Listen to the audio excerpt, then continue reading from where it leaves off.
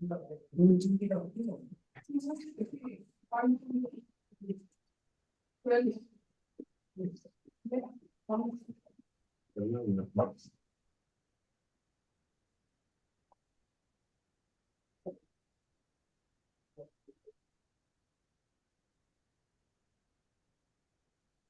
perfect. We are live right now, sir.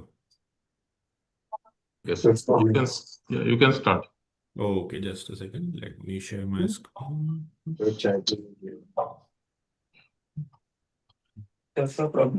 Okay. Is the screen visible, sir? Yes. Okay, perfect, perfect. Good evening, respected faculties. Yep. Just a second. Okay, just a second. Let me share my screen. Just a second. एक minute पकडशील कुठे असंच एक minute पकड.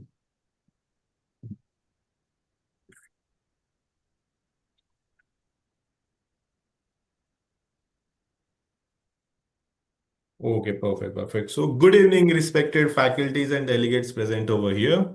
On behalf of Corona Remedies Limited, I, Harshvardhan Uday Kumar Nalaude, welcome you all to the Core Connect live webinar along with Quality Care Committee AMOX in organization with Solapur, Kolhapur, Miras, Islampur, Gandhinglas, Anklus, Pandharpur, as well as Ichan Kararji and Karad societies.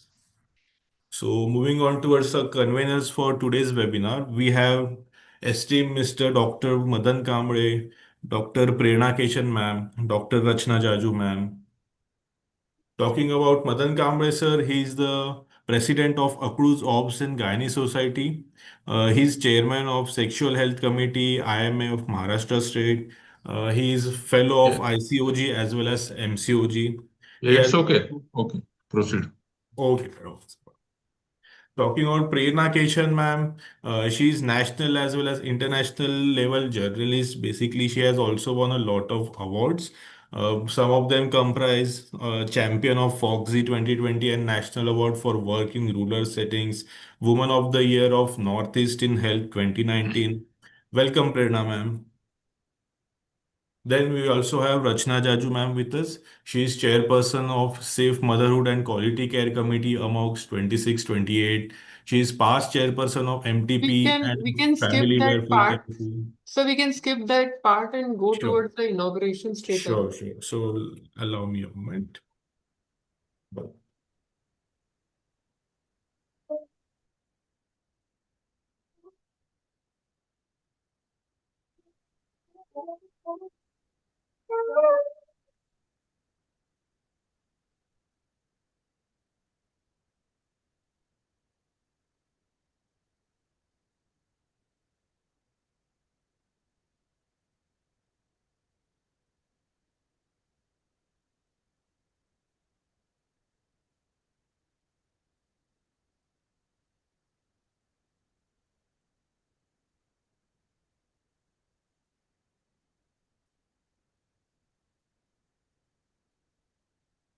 Okay, so this was a little deep Prajwalan ceremony that we consider here. So now I hand over the session to Madan sir. Thank you. Good evening, everyone. It takes me immense pleasure to invite you, welcome you for this last episode of Safe Motherhood Month. Actually, we are celebrating on behalf of AMOX, along with in association with Safe Motherhood and Quality Care Committee of AMOX. With the blessings of AMOX office bearers, respected President Dr. Ame Purandare sir, Honorary Secretary Dr. Rohan Palshetkar sir, and entire team of AMOX. I'm thankful for the opportunity given to us for this particular cause, and we have covered almost all the zones of AMOX. This is the last zone, that is Zone 4, which contains 9 societies from Solapur to Karad. 9 societies are there. I welcome all the presidents, secretaries of these societies.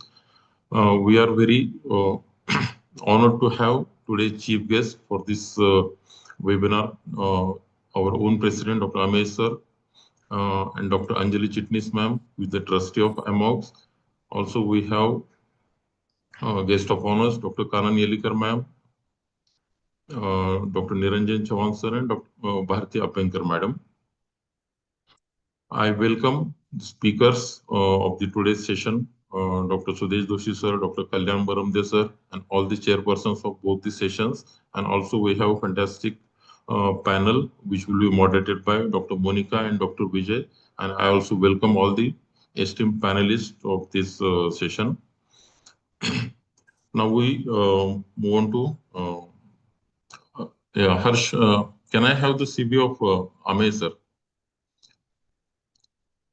Madan, Yes, sir.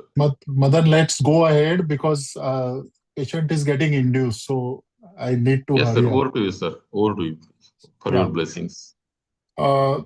Thank you, Madan, for having invited me here for this last of the series webinar on safe motherhood and quality care.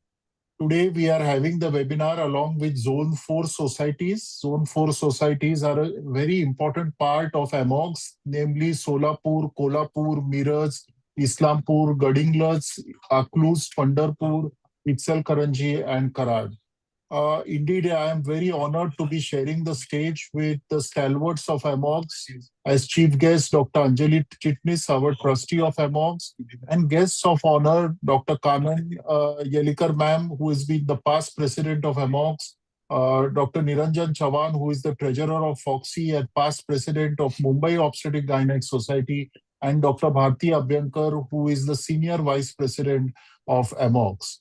My special gratitude to the conveners for a fantastic series of webinars that they have curated and implemented, namely Dr. Madan Kamble, Dr. Prerna Keshan, and Dr. Rachna Jaju. Dr. Madan has been the past Sexual Health Committee chairperson of AMOGS and is at present the zonal coordinator. Prerna is the national convener for the FOXY YTP committee, very enthusiastic person and always ready to collaborate with AMOGS. And Rachna has been an extremely dynamic and dedicated chairperson of the Safe Motherhood and Quality Care Committee of AMOGS. My special best wishes to Madan and Prerna on their endeavors to rise high up in FOXY, and I wish you all the best on behalf of all of us present here. Today's scientific program has been excellently curated as usual, and we have got the best of speakers, namely Dr. Sudesh Doshi from Pandharpur, who is the president of the Pandharpur Society and is going to talk to us on a very important aspect of communication skill in clinical practice, which unfortunately we are not taught during our routine curriculum. The next speaker who is going to have talk to us in a case-based manner on the important topic of GDM, Dr. Kalyan Barmade, who's also the state coordinator of AMOGS and has been the past president of IAG and is also contesting for the Vice President West Zone post of FOXY. After that, we have a very important panel discussion on hypertensive disorders in pregnancy.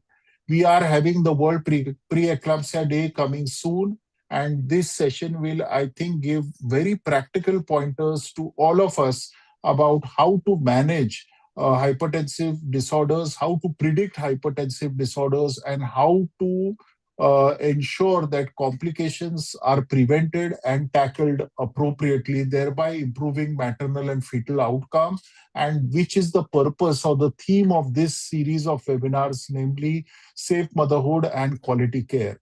Respectful maternity care is an integral part of modern day obstetric practice. I think with respect comes quality, and with quality comes respect. And therefore, we should not forget both these important pillars in modern day childbirth care. We have Dr. Monica from Solapur, who is the chairperson of the FOXY PAC committee, and Dr. Vijay Pawar, who is the president of Solapur Society as moderator and expert. We have excellent panelists, chairpersons, and I'm very thankful to them and I welcome them. And last but not the least, I'm thankful to the delegates who are attending here because I'm sure that all of us will learn a lot from today's webinar and translate it in our mission mean missions 3 to ensure that the theme of AMOX for the next 2 years, that is Arogya Striche Samarthya Rashtrache, that means health of the women is strength of the nation. We will contribute our best and significant part in achieving this mission. Thank you very much. I have to leave because the patient is now induced. Yes, thank you so much, sir, for taking precious time from your busy schedule. Thank you so much for your blessings. Yeah. Our second chief guest is Madam Anjali Chitnis, Madam, but Madam is not able to join today due to some health problems. She has conveyed her best wishes for this program. Now we will move on to the second part. Over to you, Rachna, to welcome the guest of honors. Rohan is also logged in. Yes, yes. Start with Rohan.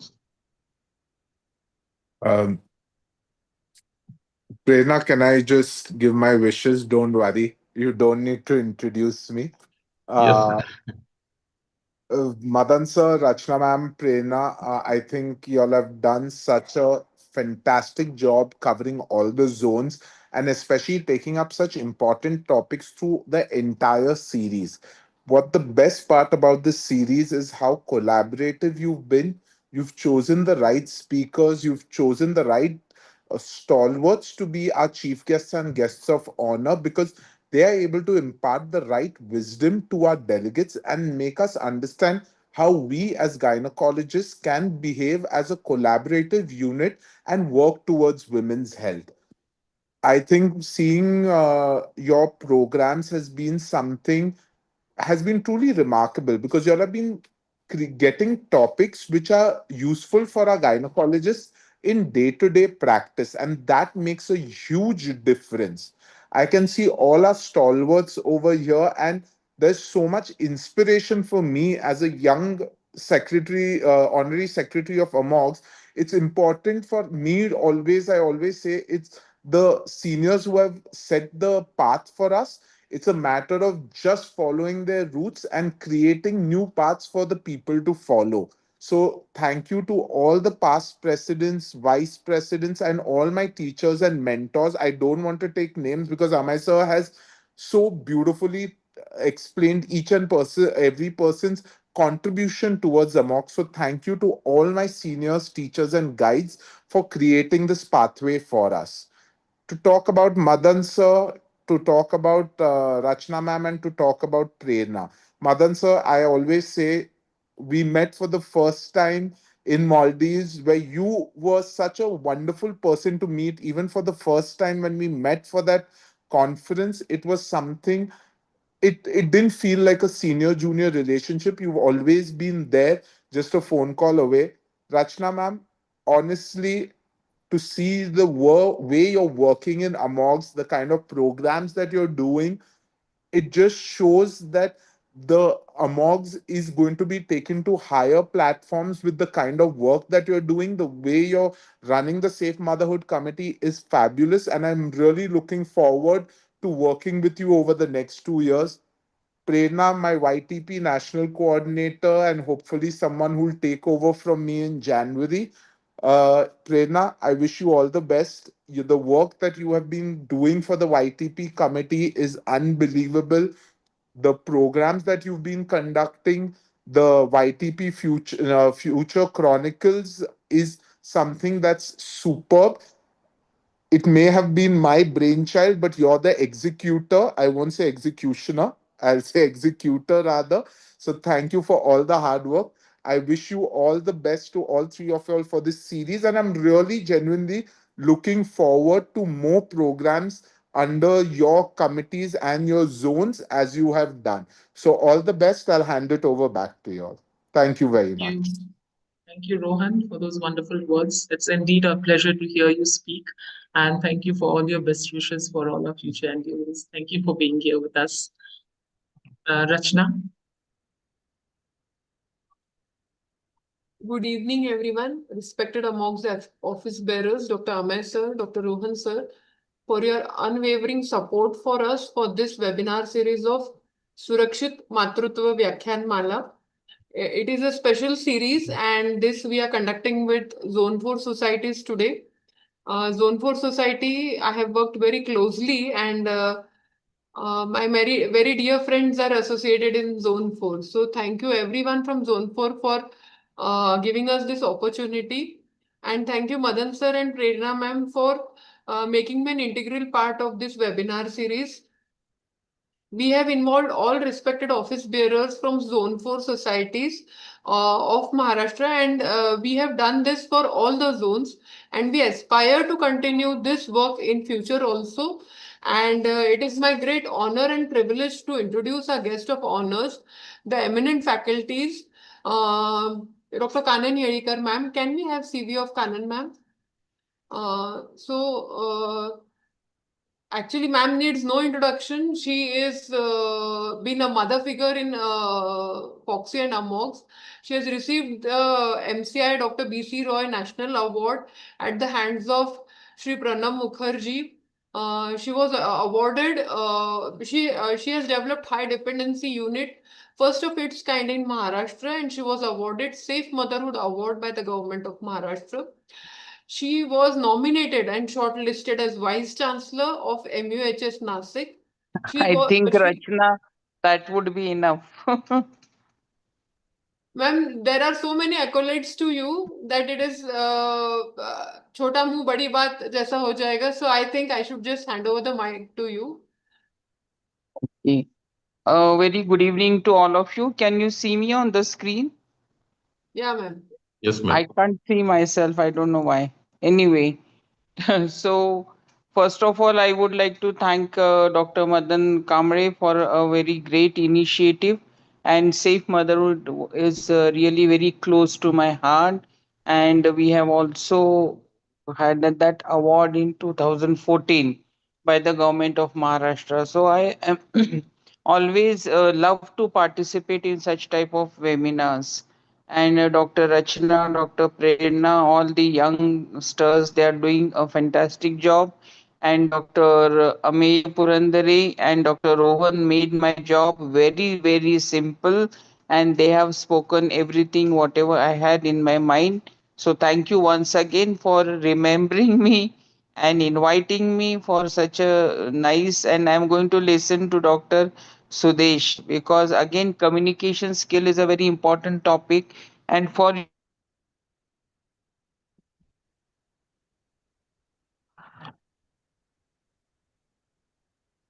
the curriculum which has been developed by the NMC recently includes communication skill right from the first year of your MBBS.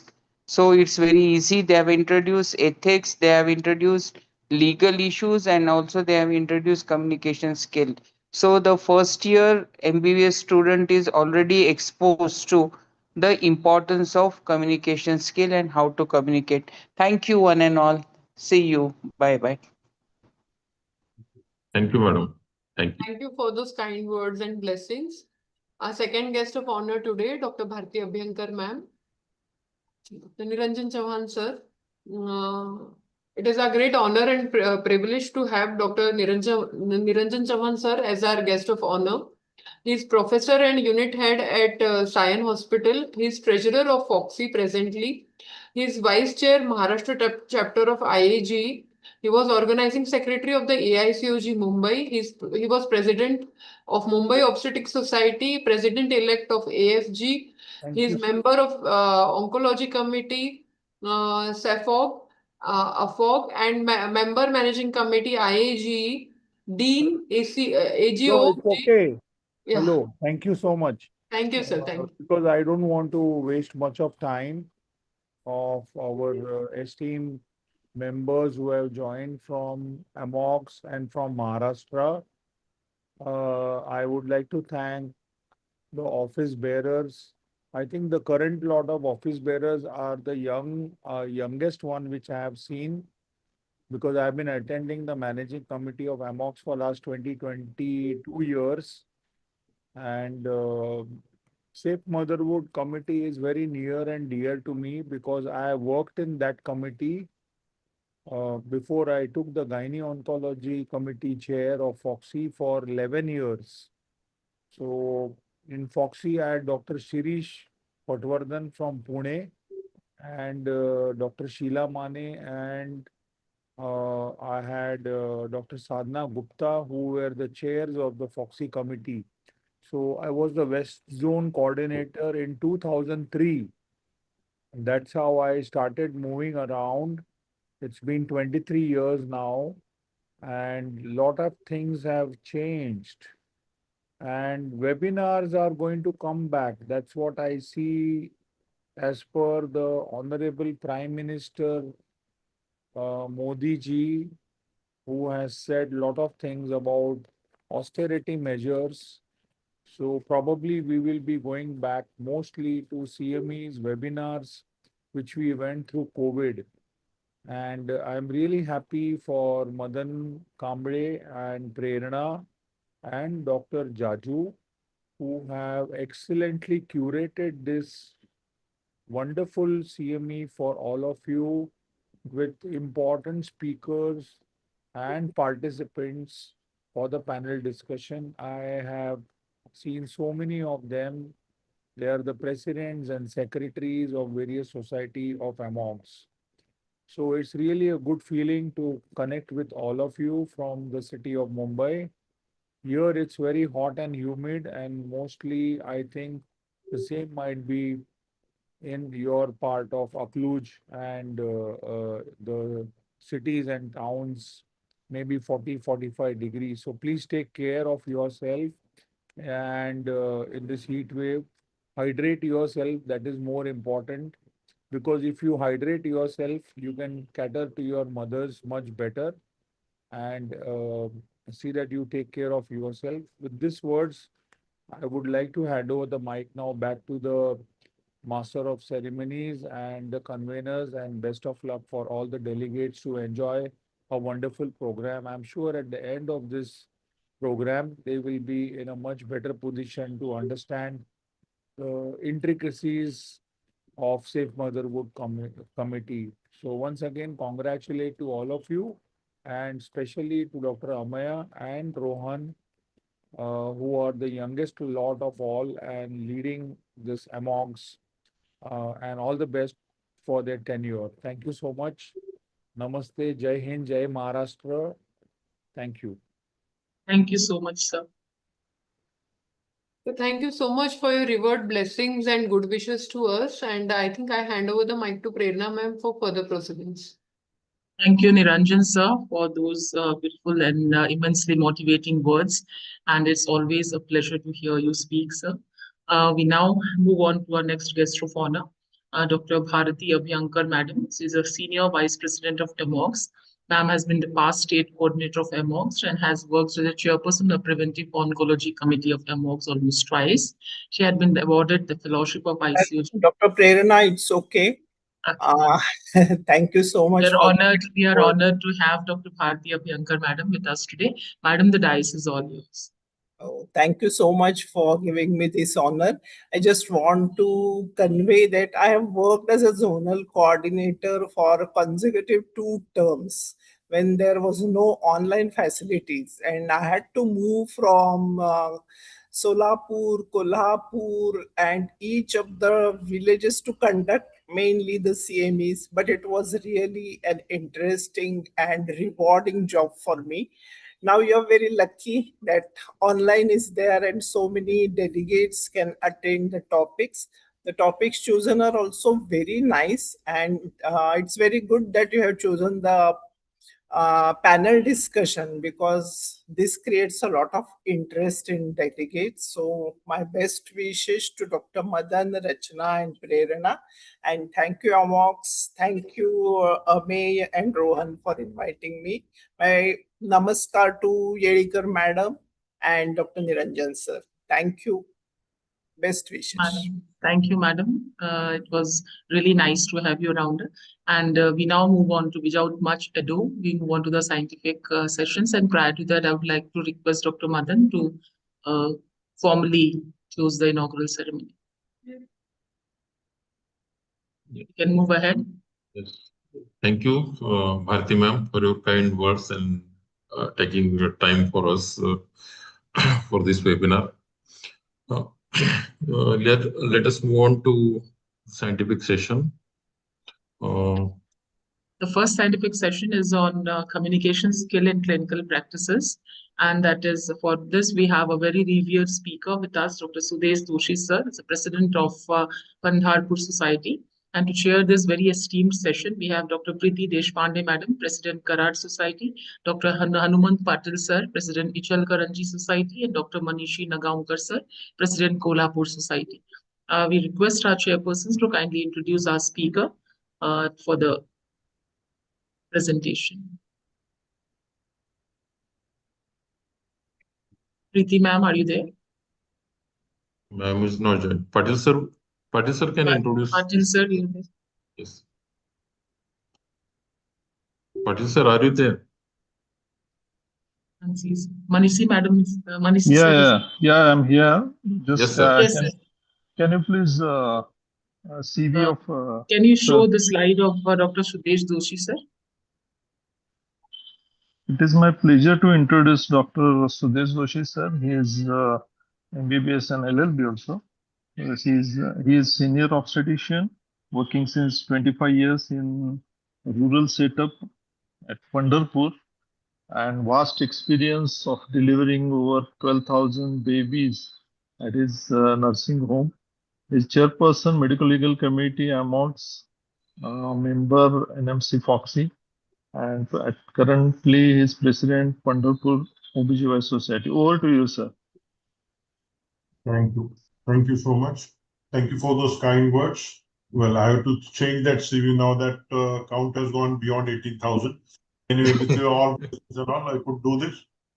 So today we will directly go into our topic is communication skills. So we today are talking about safe motherhood and safe motherhood, how communication skills can help in safe motherhood. Actually, communication skills are basic to every profession, like not only doctors or not only gynecologists, but every professions. The very good communication skills we can look up to are the politicians who can communicate with you very nicely, touch your heart, and do whatever they want to do, but still they can ask and come you for the votes. But we don't want that kind of communication skills. Communication skills are very important in our practice because counseling, communication, and trust are backbone of counseling. If you want to communicate with the patient, you should be able to touch the heart of the patient. Counseling is an essential component of the doctor's skill. This is largely neglected in the country, but thanks to new people and thanks to older people who have took interest in this topic, and as respected Kamble madam said, last few years they have introduced this topic as communication from first year. First year MBBS. I was very surprised to see my daughter, who is now in final MBBS, that first year she said, Papa, we are made to have play roles like how to use a stethoscope, how to wear an apron, how to greet a patient, how to introduce yourself. And that was not in our culture, but now we have been imbibed that since student days. And so the new generation will be very good at communication skills, I hope. Doctors with good communication skills have better clinical and commercial success, less stress, and more job satisfaction. Well, I don't know about my success, but I would say less stress and more job satisfaction has come to me with communication skills. And I learned basically all these communication skills less in the medical college, but I'm proud to say I'm a shopkeeper's son, and I learned all these communication skills from the age of 12 when I used to sit in my cloth shop and communicate with the customers. Doctors who are good communicators are less sued by their patients. Yeah, this is quite right. Because if you want to communicate something with the patient, even the bad news, if you communicate in the right way, then you are less likely to get sued. Now, what is important is effective communication. Many times we say that we have communicated this to you, मी तुला निरोप दिलता, मी तुला सांगितलं होतं.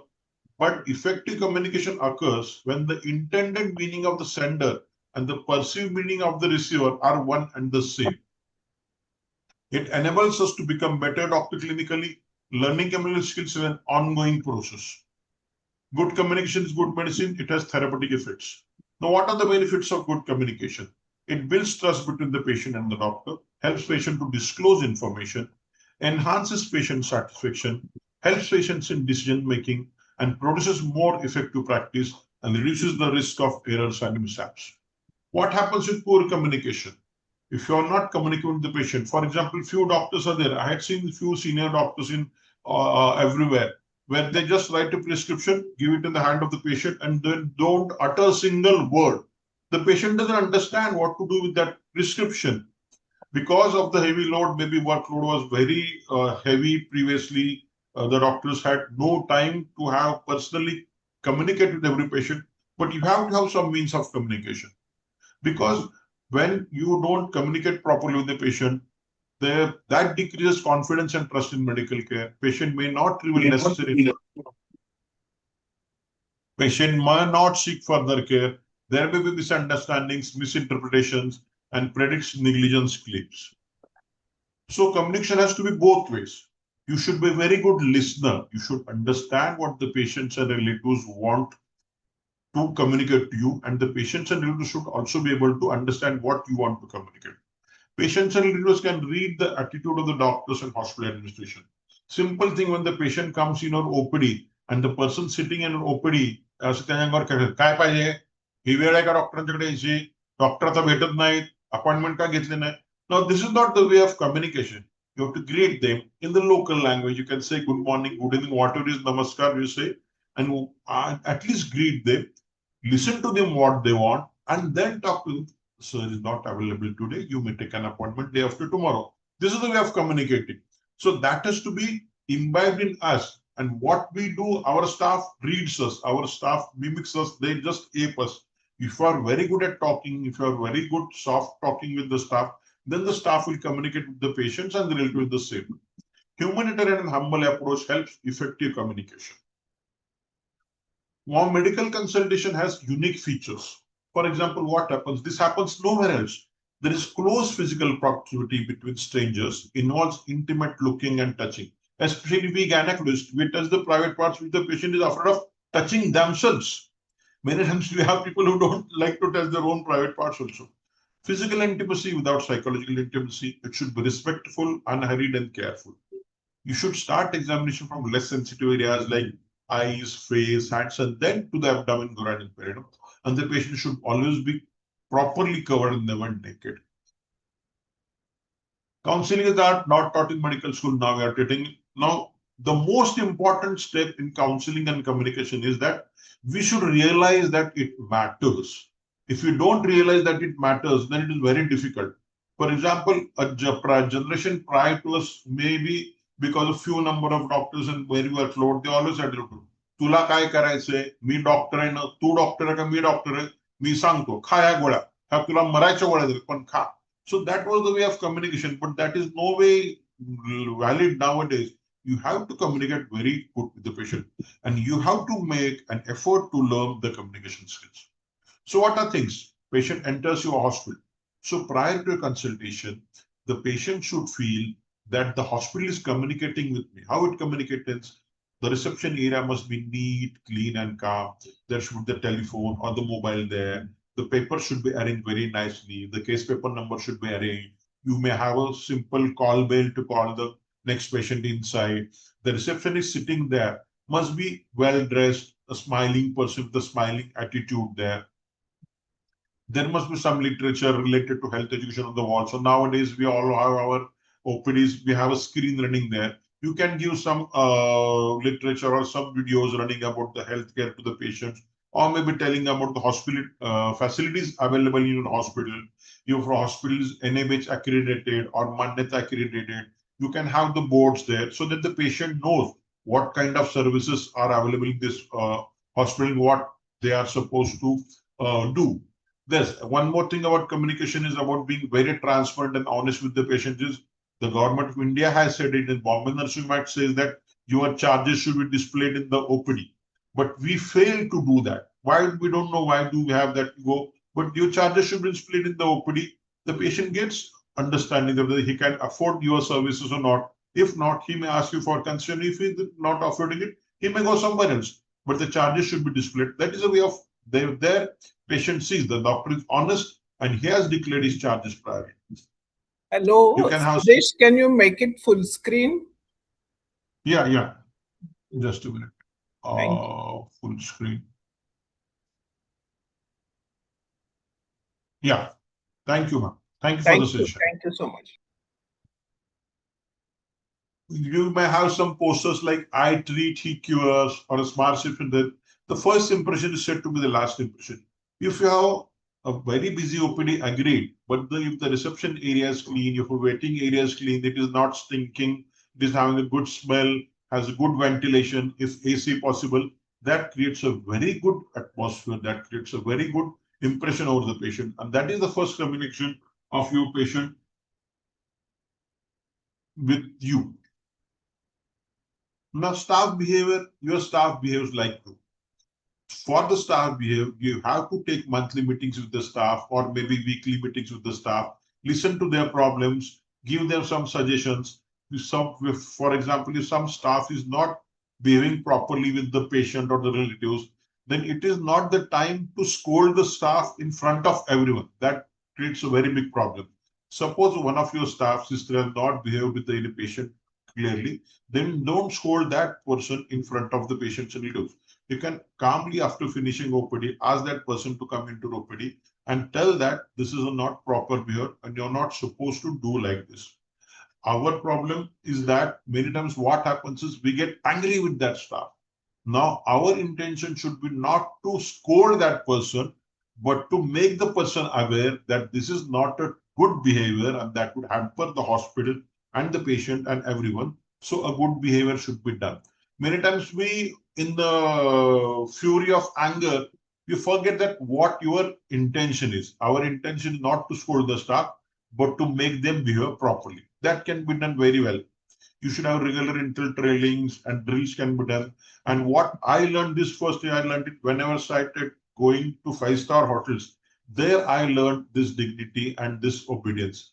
The staff in the 5-star always talks with you very obediently. Even if you do something wrong, they will not say, तुम्हाला काय कळत नाही का सर एवढे मोठे लागून गेला एवढे डॉक्टरांनी कसं वागायचं कळत नाही का. He would just say, sir, ma'am, this is not allowed here. This is not to be done here. So we should be able to communicate wrong things or should be said. What are the obstacles in good communications? If there is no sufficient privacy, for example, if you have a OPD, a small room, and you try to take 2, 3, 4 patients at a time, then privacy is not there.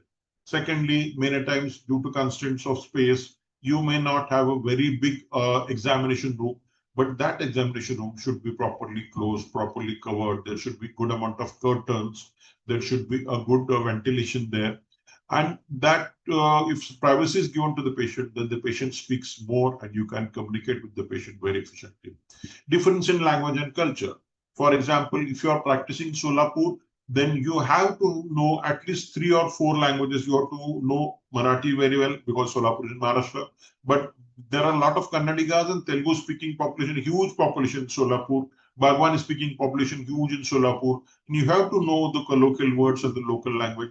That makes to help the patient to communicate with themselves very nicely. There is time pressure. You have to list there. I have 50 patients to see. So in a hurry, you try to finish up the patient, but that should not be done. Patient has paid you. You should give them enough amount of time. Or maybe what you can do is you can delegate some of your part to your juniors. For example, if you have a huge OPD, then the clinical examination part and a small part of counseling can be done by you. But your juniors can, similar fashion like you, elicit history, maybe a few pulse, blood pressure can be taken by them. What is expected or what you are going to communicate to the patient can be told to them. And this way your time can be saved. Many times there are a lot of distractions by external personal factors. For example, the biggest enemy is the mobile. I have seen people, consultants working with the mobile and talking to the patient. Now that creates a very bad impression to the patient. Patient thinks that you are not looking, or you're not giving 100% attention to the patient, but you are busy with the phone. So that should not be done. Generally, I switch off my phone when my OPD is going on, or switch it, give it to my assistant, ask him to attend the calls. And whenever I find time in between the patients, then I can take the calls and do the communication, whatever is necessary. Many times you use difficult medical words and patient gets confused by medical jargons. You should be able to explain to the patient in simple Marathi language or a simple local language, whatever the language that patient asks. Empathy should always be there, not sympathy, but empathy. Professional skills and compassion. If the compassion is missing, then no amount of technical competence can make up for this. Now, AI people talk very softly, but there is no empathy, no compassion in it. So your communication will not match. The communication of AI speaking girl will not match with your communication. The patient does not care how much you know until he knows how much you care. That is very important. It is not important that I stood first in final MBBS. Agreed, patient it means nothing to the patient unless and until you see the patient nicely, you communicate with him nicely, and he feels better with that. Active listening is a thing which we really need to learn. It takes a lot of patience, because when the patient is telling us, patient tells us first symptom, we directly jump to the conclusion, to the diagnosis, and this is the patient go on. No, we should listen to the thoughts, feelings, and gestures of the patient. That is total listening, not only verbal listening, but thoughts, feelings, and gestures. Greet the patient, if possible, communicate in their dialect. आपल्याकडे अगदी सोप्या गोष्टी असतात.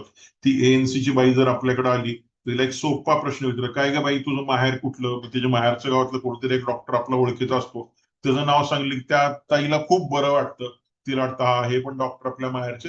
Then she confides you. तिला तुमच्यामध्ये खूप विश्वास वाटतो, and then she starts speaking very nicely to you. Seasons greeting, whatever Diwali असेल, दसरा असेल, शिमगा असेल, काय असेल, त्याच्या शुभेच्छा द्या. इनफॉर्मल टाक, एक 2-3 गोष्टी, जसं मी म्हटलं की माहेरचं गाव कुठलं, सासरचं कुठलं, तुझे सासरे या ठिकाणी काम करतात का, तुझा दीर या ठिकाणी काम करतो का, मला त्या कंपनीतले लोक माहिती आहेत, असं काहीतरी तिला फॅमिलियर वाटलं, असं काहीतरी तुम्ही बोलला की ते खूप सोपं पडतं. किंवा कुठल्या शाळेत होती, मी पण त्याच शाळेत होतो, अशा पद्धतीच्या गोष्टी बोलल्या की बरं होतं. आता पेशंटशी प्रत्यक्ष कम्युनिकेट करताना, before examining the patient, you have to explain the patient. I have seen few people have very bad habit. They just say to the patient, "Zopa patkan," and they just pick up the cover and direct do a PV examination. No, especially if primary gravid, they're very fearful, afraid. They have the fear of knowing nothing. So you have to explain to the patient, yes, we are going to examine you. Intimate examination will be there. You will be very properly covered. A staff would be sitting next to you. A female person will be. I'm going to examine you internally. It will be a gentle examination. It will not hurt you. These few words will make your PV examination very simple. And if you don't do it properly, then the patient will be so much tight that you feel that the patient is a vaginismus or what. It happens. So you have to, the patient should be able to confide in you. You can tell the patient, for example, if simple procedure like property insertion you are doing, you have to explain to the patient की ताई तुम्हाला एका कागदावर सही करावं लागेल, property विषयी तुम्हाला माहिती सगळी मिळाली का, आमच्या बुकलेटमध्ये किंवा आमच्या चॅनलवर किंवा आमच्या सिनियर डॉक्टरने तुम्हाला सांगितले का, आपण तुम्हाला आतून तपासून बघणार, फारसं चिंता होणार नाही, यासाठी भूल द्यायची गरज नाही, एक 3 ते 5 मिनिटाचं काम आहे तुमचं होऊन जाईल. If you explain this before doing the PV examination or insertion of property or a simple transvaginal ultrasound also, it makes a very good communication, makes the patient feel happy. You should keep the noise to minimum. Do not show frightening instruments like scissors or proctoscope or ultrasound to the patient. I have seen one practitioner taking the cuscospiculum like this. Chala, आता तुम्हाला तपासायचं आहे. The patient frightened and ran away. So you should not be doing that. You should not be showing those frightening to the patient. So learn counseling and communication skills, improve your body language. Now we come to a last part of this, which is very important, is non-verbal communication.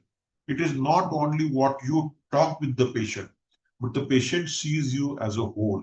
मग तुम्ही पेशंटकडे बघताना एक छोटीशी smile द्यायला काय हरकत आहे, हा करून हसायची गरज नाही, एक छोटीशी स्माइल देऊ शकता. त्यातून तुमचं ओपन पोश्चर पाहिजे. असं हाताची घडी करून बसलं की पेशंटला भीती वाटते. ओपन पोश्चर हवं. यू शुड लीन फॉरवर्ड, थोडंसं पुढं झुकून पुढं वाकून बोललं तरी चालतं. अगदी जमिनीला समांतरची गरज नाही, पण आपण पेशंटशी बोलतो असं पेशंटला वाटलं पाहिजे. जो तुमचा टच असतो तो खूप हलका टच असला पाहिजे. स्त्रियांना टच मधला फरक कळतो, त्यांना कुठल्या पुरुषाने आपल्याला कुठल्या उद्देशाने हात लावले 100% कळत असतं. Your touch should also very gentle. Eye contact, अगदी डोळ्यात डोळे घालून बघायची गरज नाही, पण you should have eye contact the patient feel the doctors confidence. किंवा पेशंट ज्यावेळेस आपल्याशी बोलत असतो मधनं ओ येस येस, खूप छान खूप छान, you should keep on nodding and giving appreciating that yes you are listening to. हे पण खूप महत्वाचं असतं. आणि बॉडी लँग्वेजमध्ये आपल्याला खूप ही गरज असते, जे आपल्याला बऱ्याच वेळेला माहीत नसतं, की these are the all things ज्या बॉडी लँग्वेजमध्ये आपल्याला खूप फरक पडू शकतो. As I told, the body लँग्वेजमध्ये काय काय फरक करतील आपल्याला. Open palm gesture, stand in natural and comfortable position. उगाच हाताच्याकडे करून तोंड वाकडं करून बसण्यात काहीच गंमत नाही. असं असं बोट दाखवायचं नाही पेशंटला. Do not tap fingers or feet. उगाच हातपाय वाजवायचे सवय असते. काही लोकांना असं गळ्यात लॉकेटशी मंगळसूत्राशी खेळायची सवय असते, किंवा मोबाईलवर काहीतरी स्क्रोल करायची सवय असते, हातातल्या अंगठीशी खेळायची सवय असते. या गोष्टी पेशंटला डिस्ट्रॅक्ट करतात, त्यामुळे त्या न केलेल्या बऱ्या. आपला मोबाईल लांब ठेवायचा, किंवा आपलं तोंड झाकून बोलायची गरज नाही, किंवा आपलं तोंड बंद करून ठेवायची गरज नाही. मध्ये मध्ये बोलत राहायला चालतं. तुम्ही पेशंटच्या डोळ्यात बघितलं पाहिजे, परंतु त्या नजरेत भीती नसली पाहिजे. त्यामुळं ही बॉडी लँग्वेज आपल्याला सुधारली की कम्युनिकेशन स्किल्स चांगले पडतात. स्टान्स अँड पोस्टर सांगितलं की थोडंसं पुढं वाका, खूप मागे वाकून पाय लांब करून बसू नका. चेहऱ्यावरचे हावभाव चांगले असले पाहिजेत, रिलॅक्स असले पाहिजे, टेन्स असले नाही पाहिजेत. थोडंसं हास्य दिसलं पाहिजे आणि स्टडी एक्सप्रेशन असलं पाहिजे. आणि आवाजामध्ये कसं असलं पाहिजे बघा, प्रत्येक गोष्टीला थोडं थोडं महत्व आहे. कम्युनिकेशन स्किल्स मध्ये थोडा डेप्थ मध्ये मी जातोय, की तुमचा जो आवाज आहे तो क्लिअर असला पाहिजे. उगाच तोंडातल्या तोंडात कुठल्यासारखं नाही केलं पाहिजे. टोन रिलॅक्स असला पाहिजे. खूप मोठा आवाज नसला पाहिजे. आणि खूप भरभर भरभर बोलायची काही लोकांना असं असतं, मलाही थोडीशी होती, मी आता कमी केली आहे. परंतु खूप भरभर बोललं तर तुम्ही जे काही बोलता ते पेशंट परत बऱ्याच वेळेला पोचत नाही. आणि एक महत्वाची गोष्ट असते की एक पेशंट विषयी आदर असला पाहिजे. Treat the patient and not the reports. आणि he and she should feel that she is being treated with respect. आल्यानंतर आता समजा माझ्या वयाचे लोक असतील तर त्या तिला मुली बाळा ताई म्हणू शकतात, जे थोडे कमी यायचे या ताई, किंवा आदरार्थी बोललेलं बरं पडतं. आपण इंग्लिश बोलत असल्यामुळे बऱ्याच वेळेला इंग्लिशमध्ये आदरार्थी प्रकार नसतो, पण मराठीमध्ये हिंदीमध्ये उर्दूमध्ये राहतो. आता आपण जर हिंदीत बोलायला गेलो तर बऱ्याच वेळेला आपल्याला फरक कळत नाही की तू तुम आणि आपमध्ये काय फरक आहे, बरोबर आहे ना. पण मराठीतला फरक कळतो, तुला आणि तुम्हाला म्हणण्यात काय फरक पडतो. तर त्या भाषेतलं जे जे शक्य असेल ते आदरार्थी बोलावं, त्यामुळे त्यांना बरं वाटतं. एक छोटीशी गोष्ट मी तुम्हाला उदाहरण सहित सांगतो, की आपण ज्यावेळेस पेशंटला रिपोर्ट सांगत असतो, त्यावेळेस रिपोर्ट सांगताना आपल्यापैकी 80% लोक म्हणतात, हा तुमचा रिपोर्ट चांगला आहे, जावा तुम्ही म्हणून. पण no, that makes the patient feel की डॉक्टर रिपोर्ट बघितला की नाही, एका गडबडीत नुसतंच वाचल्यासारखं केलं का टाकून दिला. सिंपल, अगदी तुमच्या समोर एएनसीचा जो रिपोर्ट असतो तो सुद्धा एक फार तर 30 किंवा 40 सेकंद लागतात बघा. काय सांगायचं, हो मी तुमचे रक्ताचे रिपोर्ट पाहिले, you can communicate in English, Hindi, Marathi, तुम्हाला कुठल्या भाषेत बरं पडेल ते बोला. मी पेशंटला बराच वेळा मराठीत सांगायचा प्रयत्न करतो. तुमच्या रक्तातलं सीबीसीचा रिपोर्ट चांगला, त्यात हिमोग्लोबिनची मात्रा चांगली, पांढऱ्या तांबड्या पेशींची संख्या, आकार, घनता चांगली, तुमच्या रक्तामध्ये हिपॅटायटिस बी, HIV आणि व्हीडीआर म्हणजे ब प्रकारचे कावळे गुप्तर्गचे दोष आहेत का बघितले, त्यातला कुठला दोष नाही. थायरॉइडची पातळी पण चांगली, साखर पण व्यवस्थित आहे, लघवीमध्ये साखर जंतू प्रभाव प्रथिन्यातला कुठला दोष नाही, आणि तुमचा रक्तगट बी पॉझिटिव्ह. किती वेळ लागला? 15 ते 20 सेकंद लागतात. पण तुम्ही जर ही 4 वाक्य बोललात तर पेशंटला कॉन्फिडन्स येतो की तुम्ही त्यांचा रिपोर्ट बघितलेला आहे, तो वाचलेला आहे, इंटरप्रिट केलेला आहे, तो नॉर्मल हे तुम्हाला कळलेलं आहे. नाहीतर रिपोर्ट चांगले तर घेऊन जा म्हटलं की मग अडचणी होते. अशा प्रकारे सोनोग्राफीचे रिपोर्ट पण तुम्ही पेशंटला एक्सप्लेन करू शकता. फर्स्ट ट्रायमिस्टर अल्ट्रासाऊंड केले, किती वेळ लागतो? हा ताई आपण सोनोग्राफी केली, तुला दिवस गेलेले, 2 महिन्याचा गर्भ आहे, तुझी बाळणपणाची तारीख एवढी येईल आणि एकच गर्भ आहे, पिशवी होते, संपलं. पण ते इंग्लिश मोठा हातभर रिपोर्ट देऊन पेशंटला वाचून कळत नाही. पण आपण त्याच्या भाषेत त्याला समजावून सांगितलं पाहिजे. तुमच्याकडं हायफाय IT सेक्टर मधलं हिंजवडीचं क्लायंट असेल, त्याला त्याच्या भाषेत समजायला सांगा, इंग्लिशमध्ये सांगा, काही हरकत नाही. पण त्याशी कम्युनिकेट करता आलं पाहिजे. दुसरी गोष्ट कम्युनिकेशन मध्ये महत्वाची असते, म्हणजे ते करत असताना शेजाऱ्याची निंदा करायची गरज नाही. आपल्या घरी निंदकाचे घर असावे, पण आपण शेजाऱ्याचे निंदक बनू नये. विशेषतः काय होतं, तो ना मला ज्युनियर होता, तो हलक्या कॉलेजमधून आलाय, तो प्रायव्हेट कॉलेजमध्ये शिकलेला आहे, तो काय फर्स्ट इयरला नापास झालता, त्या डॉक्टरला काही कळत नाही, तो कसला डॉक्टर आहे, त्याला डिग्री त्याची बोगस आहे, त्यांनी सेशल्स वरून आणलेली. असल्या गोष्टी अजिबात बोलू नका. ज्यावेळेस एखादा पेशंट तुमच्याकडे सेकंड ओपिनियन येतो की विशेषतः इन्फर्टिलिटी पेशंट सगळीकडे फिरत असतात, एक साधं वाक्य घ्या, हो बघितले तुमचे रिपोर्ट सगळे, तिथल्या मॅडम सरांनी तुम्हाला खूप चांगल्या पद्धतीने उपचार द्यायचे प्रयत्न केलेत, पण दुर्दैवाने आपल्याला त्यात यश मिळालं नाही, आपण बघूयात आपल्याला दुसरं काय करता येईल. That's all. एवढंच तुम्ही बोला. बाकी त्या डॉक्टरने चुकीची टेस्ट केली, खूप महागच टेस्ट केली, ह्याची काही गरजच नव्हती, हे कशाला करायला लावलं, असलं अजिबात बोलू नका. आणि दुर्दैवाने बऱ्याच वेळेला असे जे आपले कमेंट्स असतात त्याच्यामुळेच आपलं सगळ्यात जास्त नुकसान होत असतं. कारण तुम्ही आज ही कमेंट पास केली तर काही तुमची प्रॅक्टिस बंद नाही झाली, दुसऱ्याची हीच कमेंट तुमचा शेजारी माणूस पण करू शकतो ना. त्यामुळं आपल्या कलिगविषयी बोलताना Yeah, I'm not. It is part of the meeting, Simran. मी सांगितलं मग अशी some of the report explain to the relative, completion of communication. आणि हे सगळं झाल्यानंतर सगळ्यात शेवटी त्यांना म्हणत, हो आपण आज तपासून बघितलंय तुम्हाला, आणि ज्या ज्या गोष्टी थोड्या 2-3 गोष्टी बोलले काय, तुमचं ब्लड प्रेशर पल्स बघितलेला आहे, छान आहे, बाळाची वाढ पण व्यवस्थित वाटते, आता काही अडचणीत नाही, 1 मिनिट तुमची अपॉइंटमेंट बाहेर काउंटरवरून घेऊन जा आणि पुढच्या वेळेस तुम्ही काय करायचं असिस्टंट डॉक्टर तुम्हाला सांगतील. Simple thing. एवढं केलं तरी पेशंटला कम्युनिकेट केलेलं खूप चांगलं वाटतं. दुसरी गोष्ट करायची की कम्युनिकेशन असं थोडंसं इन्क्लुझिव्ह असावं. म्हणजे काय की तुम्ही असं करा, तुम्ही तसं करा, तुम्ही रिपोर्ट घेऊन या, तुम्ही तपासण्या करा असं न सांगता त्या पेशंटशी तुम्ही जर असं बोललात, ताई आपण असं करूयात का, पुढच्या वेळेस येताना ना आपल्याला थोड्या रक्ताच्या तपासण्या करायच्यात, आपण तुझ्या रक्ताच्या तपासण्या करून घेऊयात का. That makes the patient feel better. तू पुढच्या वेळेस येताना एवढ्या रक्ताच्या तपासण्या करून ये जा, असं सांगण्याची आपण करून घेऊयात का म्हटल्यानंतर that makes the patient feel better की डॉक्टर पण आपल्या उपचारामध्ये सहभागी आहेत आणि त्यांना सगळं लक्षात येते. हे केलेलं बरं पडतं. The doctor has enormous ability to create positivity and help their patients. तुमच्या बोलण्यामध्ये तुम्ही ही पॉझिटिव्हिटी क्रिएट केली तर तुम्हाला तुमच्या प्रॅक्टिसला बरं पडेल, पेशंटलाही बरं पडतं. एकूणच डॉक्टर विषयी जे समाजात थोडीशी निगेटिव्ह भावना आहे ती कमी यायला निश्चित मदत होऊन जाईल. इमोशनल इन्कम तर आहे, जॉब सॅटिस्फॅक्शन राहतं, पेशंट आपल्याशी भांडून गेल्यावर पण परत 2 दिवस झोप येत नसते, पेशंट आपल्याशी गोड बोलून गेला, बरं बोलून गेला तरी बरं वाटतं, थँक्यू म्हणून गेलं तरी बरं वाटतं. आणि थँक्यू विषय आपल्याला लहानपणापासून विशेषतः आपल्या मराठी भाषेत कधीच थँक्यू म्हणायला शिकवलेलं नसतं, पण आता नवीन मुलांना चांगलं थँक्यू म्हणायला बऱ्याच वेळा शिकवतात. तर थँक्यू, सॉरी हे 2 शब्द जर जास्त प्रमाणात वापरले तर कम्युनिकेशन जास्त चांगलं होतं. So the largest factor in patient dissatisfaction is communication breakdown, and we should not let our communication break down. अशा पद्धतीने मला जे काही थोडं कम्युनिकेशन बद्दल वाटलं ते मी तुमच्याशी कम्युनिकेट केलंय. होपफुली मी तुमच्याशी चांगलं कम्युनिकेट केलं असं मला वाटतंय. And I think my time is up, so I will stop here. Thank you so much.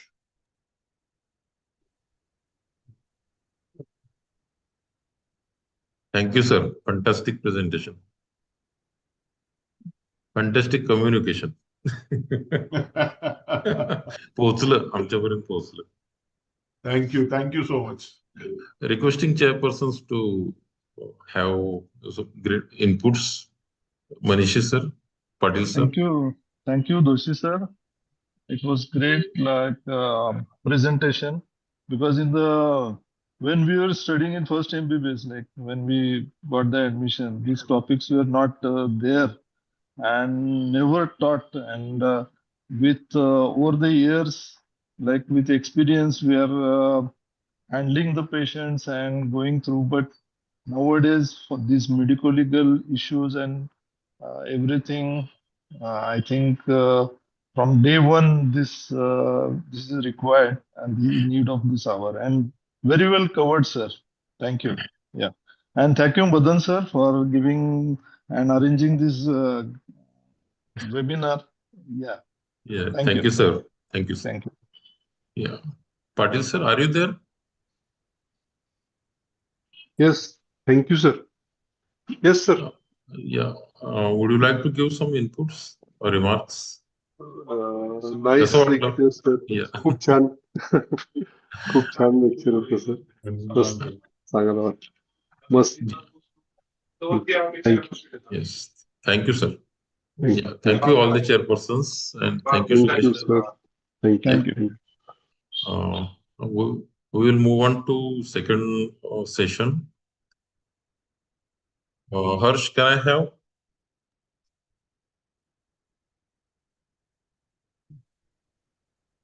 Is the screen visible, sir? Yes, yes. Okay. Yeah. I welcome the chairperson for this session, Dr. Pratibha Chavan, madam, who is the president of Gadingla Society, Dr. Sharwari Zado, madam, who is the president of Mirror Society, and Dr. Ranjit Killedar, sir, secretary, Kolhapur Vijwa Society. I welcome these esteemed chairpersons. I request any of the chairpersons, please introduce Dr. Kalyan Barmade, sir, who is the next speaker who will be talking about GDM. Over to the chairpersons.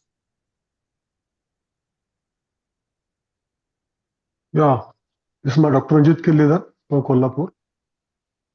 Yes, please. It's my pleasure to introduce Kalyan sir.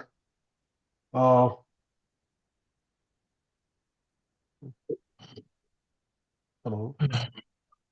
Yeah, he's a president of he was president of IIG 2025 and 26, and he's edited in the Foxy books like Preserve in Uterus, MTP, and follow case clinical focuses on endometriosis, abnormal uterine bleeding. He has got a lot many awards and felicitations in Amox Appreciation Award 2023-24, Endomaster Awards at Agra, etc. Over to you. Thank you, Ranjit sir, for this introduction. I'd like to share my screen. Thank you all chairperson for a beautiful start for this webinar. So my topic is going to be different case scenarios in GDM. I'm thankful to Dr. Madan, Dr. Rachna Jaju, and whole team of Amox for this opportunity.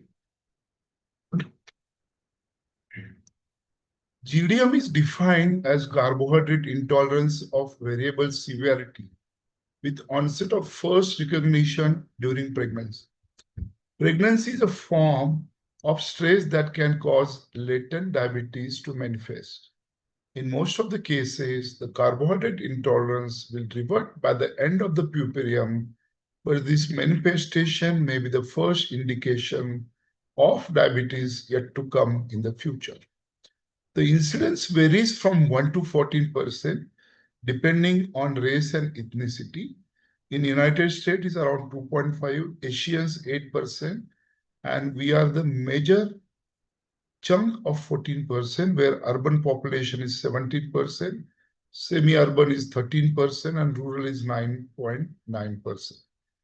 6.2 million live births are affected by hyperglycemia in pregnancy, of which 5.9 million are due to GDM. Why is pregnancy diabetogenic? There are insulin resistance due to production of HPL, cortisol, estrogen, and progesterone. They're all insulin antagonists. There's increased destruction of insulin by kidney and liver, increased lipolysis, and changes in gluconeogenesis. Hypoglycemia and hyperglycemia is a balance which is being kept by insulin, where it causes hypoglycemia, and hyperglycemia is hypertriglyceridemia, reduced adiponectin, anti-insulin substances, and placental hormones. Insulin secretion and the basal production of glucose is the same as non-diabetic women. Marked increase in the peripheral resistance to insulin. Insulin is less effective in suppressing gluconeogenesis and decreases peripheral utilization, increase plasma levels of glucose, and GDM and its complications. I'm going to discuss 4 to 5 cases which are relevant to day-to-day clinical practice. Case 1, 34-year-old lady, married since 4 years, who is the first pregnancy with IVF, is seen for the first ANC checkup at 10 weeks. Her family history reveals that her mother has type 2 diabetes. So the history is very important, whether there is any history of abortion, any history of previous IUD, any history of previous malformed fetuses, or history of any such incidences in her mother. The risk factors are high maternal age, high parity, high BMI, high pregnancy weight gain, PCOS, family history of diabetes, maternal GDM, and high intake of saturated fat. Alpha thalassemia trait, which previous history of stillbirth, congenital malformation, macrosomia, GDM, previous cesarean section for macrosomia, pregnancy factors like high BP, multiple pregnancy, and increased iron stores. So our question remains, is screening required in these patients? Which type of screening we are going to offer for these patients? The screening is divided into selective screening and universal screening. Selective screening is for high-risk cases, intermediate risk cases, and low-risk cases. Compared to the West, where the prevalence is 3.8%, the figure in India is around 14%. Hence, Indian ethnic population is considered to be at risk and universal screening has to be offered in the antenatal period. At what period of gestation we should start screening? It is wise to offer single-step DIPSI in every trimester. Even if the first trimester test reports are normal, the test should be repeated between 24 to 28 weeks, since the maximum incidence of flare-up and development of GDM occurs in this phase of pregnancy. Universal screening is selective screening can miss as much as 30% of cases, and screening all the pregnant population is done. So, universal screening is followed by regions where the prevalence is high, but disadvantage is not cost effective, unnecessary for majority. And selective screening is followed in the regions where the prevalence is lower, advantage is cost effective and high acceptability. One step preferred in high risk cases, advantage is screening as well as diagnostic and cost effective. Two step is remaining groups it is performed. High acceptability because first test is simple and doesn't need overnight fasting. What are the criteria of GDM? What criteria you would follow? When you go back to the GDM criteria, different data groups have come up where National Diabetes Group, American Diabetes, WHO, and Carpenter and Kushner are the people who have done a lot of studies.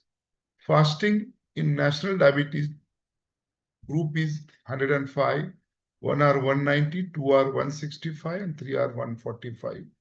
American is fasting 95, 1R 180, 2R is 155. WHO is fasting 126, 2R should be 140. And Carpenter is 95, 1R is 180, 2R is 155, and 3R is 140. So these are the normal levels which has to be maintained by the patient. Two or more criteria met is positive diagnosis, and one or more criteria met is positive diagnosis for the future. One step test is to avoid multiple visits, multiple pricks, analysis of multiple samples. A test which is very popularized by Cecia, which is called DEPSI test, where he has done single step for both screening and diagnosis. In this, 75 gram of oral glucose load without regard to the time of last meal. 2 hours later, a venous blood sample is collected. GDM is diagnosed if 2-hour plasma glucose is 140 equal or more. Avoids multiple visits, validated by a team of Chennai by Cecia and published in 2009. Patient instruction need not be empty stomach. Mix the entire content in 300 ml of water. Drink it in one time within 5 minutes. Next 2 hours, not to eat or drink anything. Exactly 2 hours later, give the blood sample. If blood glucose is more than 140, please contact the doctor immediately. If vomiting occurs within 30 minutes of intake, the repeat takes next day. Benefit is fasting is not required. So because so many times there are lines in the OPD of ANC patient and people travel long distances to reach to the OPD, good compliance and serves as a screening and diagnostic tool. Interpretation is 2 hours after meal less than 120 normal, 120 to 139 GGI, and 3 hours, 2 hours after meals 140 to 199 GDM. If it is more than 2 hours meals 200, then it's a overt diabetes mellitus. Interpretation is fasting 95, 1 hour 180, 2 hour 155, 3 hour more than 140, 1 value abnormal impaired GTT, more than value abnormal, 1 value abnormal, it's GDM. What are the other tests which can be used for screening? As HbA1c, glycosylated fructosamine, glycosylated albumin, and FBS, which is low sensitivity. HbA1c, everybody knows, it gives control over last 3 months. Glycosylated fructosamine, control over the last 15 days. And glycosylated albumin, which is not done routinely, will give diagnosis of last 1 month. HbA1c is a product of non-enzymatic glycosylation. The range is 5.3 to 6. Upper limit is 6%. A level of 8% reflects mean glucose level of 180. This value changes by 30 milligram for each 1%, above or below 8%. Maternal HbA1c till 6.5. Percentage of congenital malformation not increase at all. Less 6.5 to 8, 5% risk, and more than 10 HbA1c. 25% of fetuses can have congenital malformation. Glycosylated fructosamine. The other glycosylated product is fructosamine, where reflects oral blood control in last 2 weeks before the measurement. What are the complications? There can be a birth trauma due to macrosomia, cesarean deliveries, preeclampsia, polyhydramnios, preterm, spontaneous abortion, and postpartum IFG, IGT, DM. 17.70 to 63% risk of type 2 diabetes within 5 to 16 years. 3 to 6 months is 16 to 20%. Lifetime risk is 20 to 80%. GDM morbidity fetal is macrosomia. It can cause shoulder dystocia, birth trauma, perinatal mortality, RDS, neonatal hypoglycemia, neonatal hypomagnesemia, neonatal hypocalcemia, neonatal polycythemia, jaundice, obesity in later life. Hyperinsulinemia can cause organomegaly, liver and heart. Decreased surfactant can cause RDS, birth trauma, neonatal hypoglycemia, intrapartum asphyxia, increased erythropoietin causing polycythemia. Skeletal abnormalities are diagnostic of GDM, 14%, caudal regression syndrome, and sacral agenesis. Case 2, a 29-year-old lady weighing 70 kg, G4 P1 plus 2, presented with single live fetus of 27 weeks. On her ANC evaluation, her glucose tolerance was found to be deranged. Fasting is 106, 1 hour 184, and 2 hour is 168. What are the lab tests, imaging tests to be done? Lab tests are HbA1c, blood urea, creatinine, thyroid profile, spot urine protein to creatinine ratio, which should be less than 30 milligram per deciliter or 0.3 milligram per 24 hours. CBG levels every 4 to 7 times a day till the dose is adjusted. Obstetric management is antenatal, where 2 to 4 weeks until 28 weeks, 2 weekly until 36 weeks, weekly after 36 weeks. Each visit, assessment of fundal height, fetal well-being, BP, weight, urine analysis, fetal presentation, and engagement in third trimester. Imaging is dating scan, first trimester UHG around 12 weeks for nipple translucency, screening for aneuploidy and CVS anomaly. Second trimester, lab tests like HbA1c, CBG levels, a quadruple marker test at 18 to 22 weeks for Downs and neural tube defects. Imaging studies like UAG for fetal anomaly at 18 to 20 weeks, Doppler at umbilical artery, UAG at 28 to 30 weeks to assess growth, and should be repeated at 34 to 36 weeks to rule out macrosomia and heteroamnios. Fetal echo at 24 weeks is mandatory. Other tests like fundoscopy in first trimester, ECG, echocardiography, tests for associated disorder. Biophysical tests like fetal movement, NST, and UAG BPP Can it be done every 28 weeks fetal count, NST 15 days, UAG BPP weekly, and reassuring results are 10 movements in 60 minutes, 2 acceleration in 20 minutes, and score of 8 in 30 minutes. Perform in all patients more than 28 weeks, T1 diabetes at 36 weeks in diet control, GDM. What are the indications of termination? Severe diabetic nephropathy, proliferative diabetic retinopathy, HbA1c levels more than 10. Now coming to the case 3, Mrs. X, 33-year-old lady, diagnosed with diabetes in the present pregnancy, routine glucose challenge test performed at 28 weeks was elevated at 208 milligram per deciliter. HbA1c is 7.6, fundus examination, normal. Glycemic control, the target blood glucose should be 70 to 110 milligram per deciliter. Therapeutic option is diet, exercise, and insulin therapy. The medical nutritional therapy is women with GDM should be first given a trial of nutritional therapy. Dietary intervention alone is prescribed for 2 weeks. If the blood glucose levels are achieved in the target range, then the same is continued to regularize. Blood sugar monitoring every 1 to 2 weeks. If the target is exceeded on at least 2 blood sugar profile, then insulin is added. If pregnancy has advanced or patient has got high fasting levels, for which trial of diet can be dangerous, insulin therapy can be started earlier. The recommended calorie intake is based on the pre-pregnancy body weight, less than 18 BMI, 35 kilocalories per kilogram per day, 18.5 to 24, 30 kilocalories per kilogram per day, more than 30 kg, obese, 25 kilocalorie, and morbid obesity, where 12 kilocalories per kilogram per day can be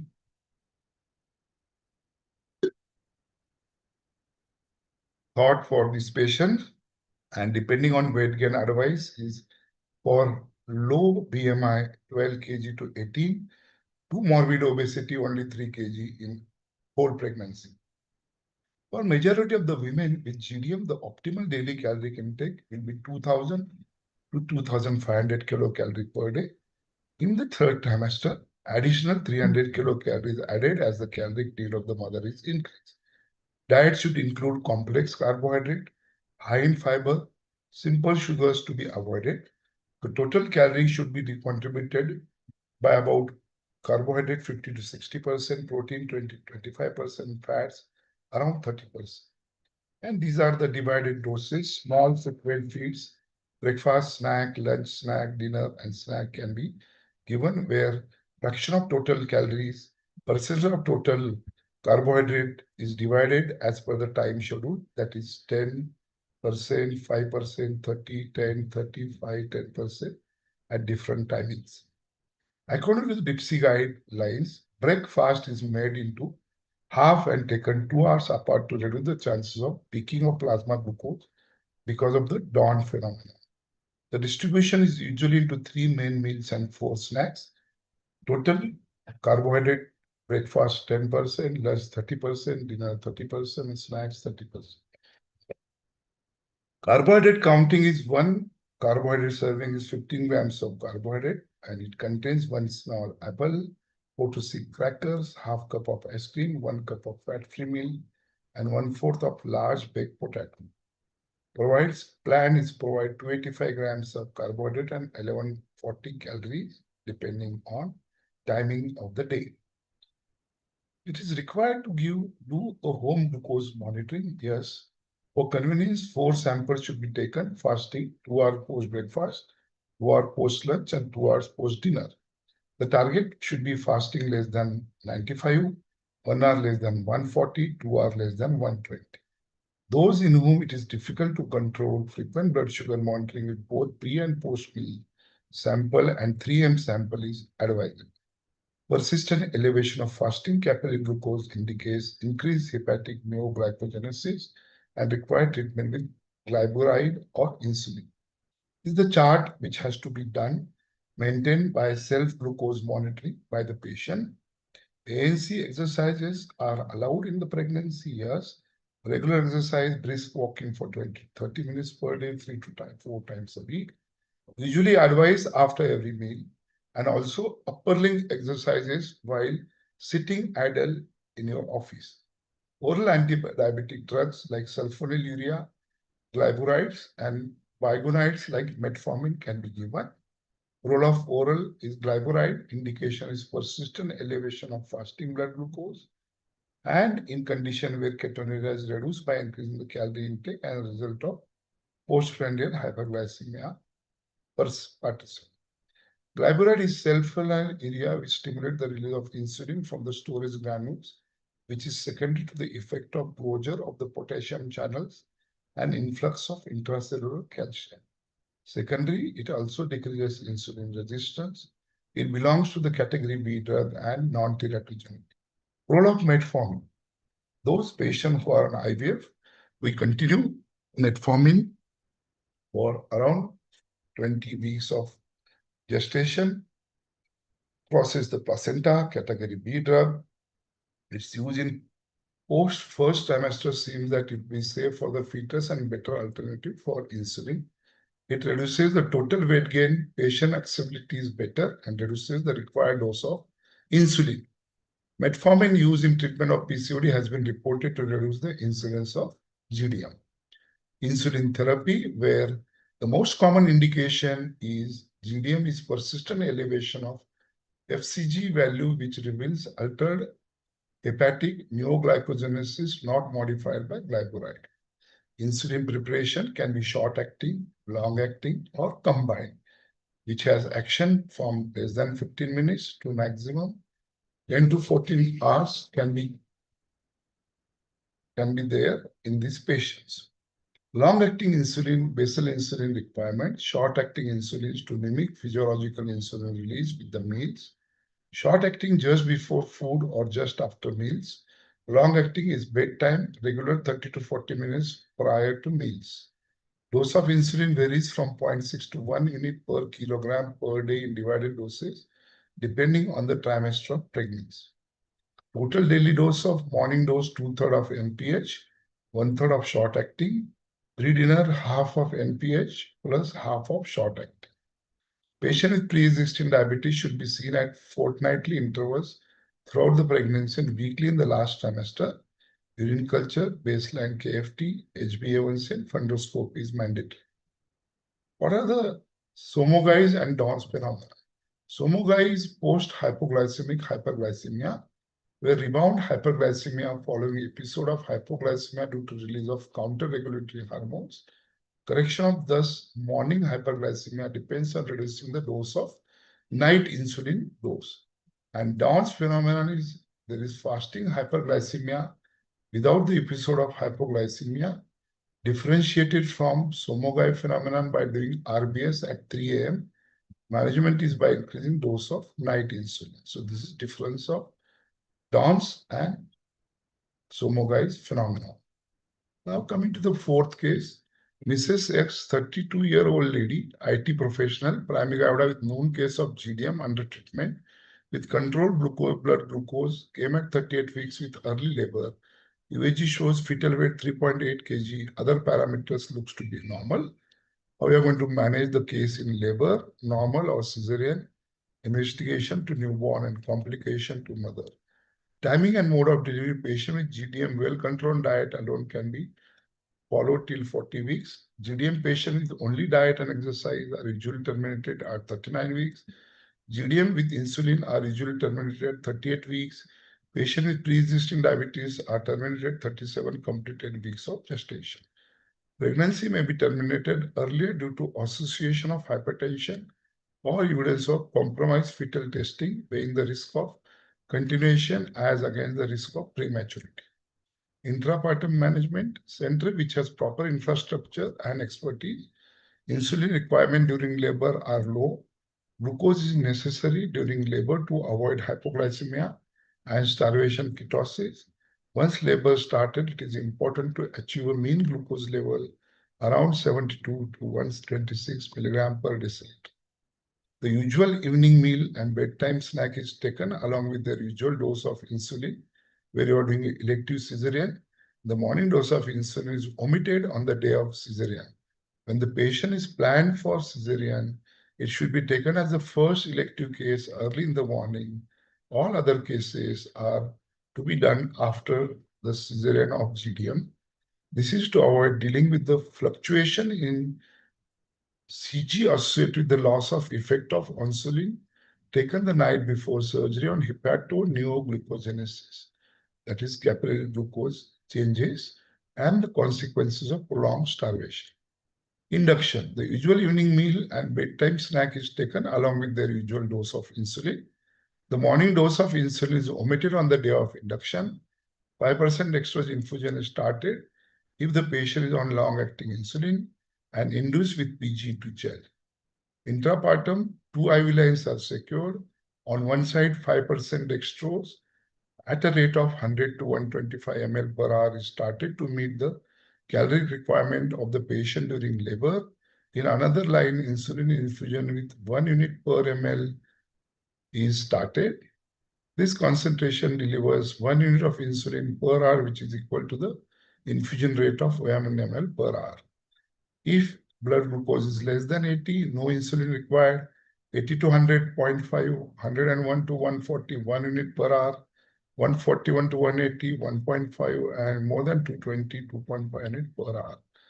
Alternatively, insulin can be started as infusion of 50 units in 500 cc of 0.9% NS at a rate of 0.5 unit per hour if capillary glucose is more than 120 milligram per deciliter.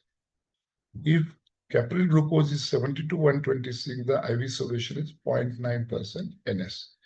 If the blood glucose level exceeds 250, fetal heart rate sound should be closely monitored as there is increased risk of fetal distress. Continuous electronic fetal heart rate monitoring is recommended. Now the last case, Mrs. X, 29-year-old, delivered vaginally and IUD baby at 39 weeks, 10 days back. She was diagnosed as GDM but lost to follow-up during her ANC period. Her current blood sugar level is fasting 158 and BP is 198. How are we going to follow this case? Postpartum evaluation and follow. Glucose level drops immediately after delivery, hence insulin should be carefully given and the dose has to be adjusted. The 5th International Workshop Conference says that with 75 gram OGTT at 6 to 12 weeks postpartum and other intervals thereafter, time after delivery, FBS, RBS, purpose, persistent old diabetes. Follow-up schedule is early postpartum, 75 gram 2 hour OGTT. 1 year postpartum, 75 gram of 2 hour OGTT. Annually fasting. Triannually 75 gram 2 hour OGTT and pre-pregnancy 75 gram 2 hours OGTT classified glucose metabolism. And this follow-up should be there before the next conception. Comment on contraception. There is no contraception method that specifically indicated in diabetic women, and variant methods are suited to all but have high failure rates. The choice is between the hormonal pills and long-acting depot preparation and IUCDs. Low-dose COP are used safely in all diabetic except those with vascular disease. There is increased risk of infection and PID in diabetic using IUCD. WHO advises unrestricted use of copper IUCDs in all type of diabetic. Follow-up recommended using LNG devices and POP who are diabetic but not GDM. A permanent method of contraception like a tubal ligation for those with vasculopathy and hypertension is seriously considered. Summarize, the progressive increase in insulin resistance during pregnancy is a result of anti-insulin effect of HPL, progesterone and estradiol, and the accelerated destruction of insulin by kidney and placental insulinase. GDM is associated with increased incidence of PE, PPH infection, LSCS, neonatal morbidity and mortality, and risk of fetal anomalies can be reduced by adequate glycemic control. No reliable signs and symptoms of identification of GDM, only through screening of pregnant women. And the patients with GDM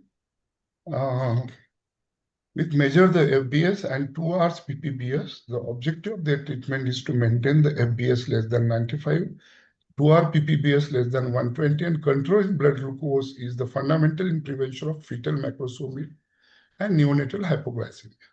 Detection of diabetic embryopathy involves determination of HbA1c 4 to 6 weeks after conception, first and second trimester screening, detailed anatomical survey with UAG at 20 weeks and fetal echo at 24 weeks. High risk of GDM patients should have antepartum surveillance. Starting at 34 weeks, should deliver within 38 to 40 weeks. There is sudden loss of insulin resistance after delivery of the placenta, and majority do not require insulin for initial 24 hours. The incidence of GDM was high in women with undergoing spontaneous abortion, about 9.8%. Excessive weight gain was seen in 32%. Incidence of hydramnios is 28%. Incidence of IUD is 12%. Candidial vaginismus is 4%. And fetal malpresentation is 16%. 17 to 63% risk of type 2 diabetes within 5 to 16 years. I thank Team Amox for giving me this opportunity. Thank you so much. Thank you, sir, for your such an exhaustive presentation. Requesting chairpersons to give the inputs. Yeah, it was a yeah. Yes, ma'am. Sure. Go ahead. No, Good it's evening, carry. everyone. It was a very elaborative and detailed lecture on GDM. All the aspects were covered very nicely. Because of the case presentation, the details were explained in a very nice manner. We could understand the depth of the GDM in details. Thank you, sir, for your presentation. Thank you, ma'am. Yeah, it was an excellent presentation and it was a great revision for us. So one thing is that before starting insulin, can we involve or can we take a consultation of a physician for medical purpose? Yeah. First thing is medical nutritional therapy. Second thing is referral to diabetologist, and then he is going to start the insulin and not we, because it has to be started in long-acting plus short-acting that is going to be differently managed by diabetologists and not us. Thank you. Good point. Next time I'll add this. Yes. Thank you. Thank you very much, sir. Yeah. Thank And thank you, Madan, sir. It was an excellent webinar. We are enjoying a lot. Yes. Thank you so much. Yeah. Pratibha, ma'am. Okay.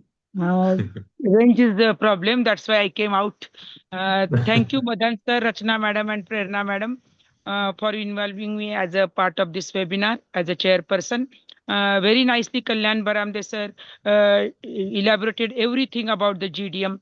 I myself working at the rural area, very periphery, but many patients are coming from the Pune and Bombay during their last trimester or from the 7th month. But many times I noticed that many times the gynecologists are not doing DIPSI. As government is doing now DIPSI, but that is only one time during 9 months. They are not doing repeatedly. But when patients are coming, many times we are repeating that DIPSI, and that time they came as a strongly more sugar maybe near 300, near 200. At present, on my ANC desk, there were around 20 to 25 patients having GDM. They are managed by metformin as well as by insulin. Maybe it could be maybe because of my tertiary hospital, and that could be the reason. But I feel if there is a need to repeat the DIPSI, that should be there. And many times patients, gynecologists are referring for the DIPSI to the lab. But I feel there is no need to refer. Give the G75 pack, give them in the OPD, keep one glucometer on the table and do yourself. I mean, our staff is going to do after 1 hour and after 2 hours. That's so simple test. That's why I feel every gynecologist should keep one glucometer on the table in the OPD only. And that is very easy method. Another only problem is the capillary method is going to give you value more than 5 to 10%, the actual level. But if there is a problem. But for screening purpose, it is really good, man. Yeah. For Yes, screening purpose, if there is a problem, then we can repeat it if the sugars are high. And that yes, is one thing. Another one thing, our like Doshi sir told about the communication.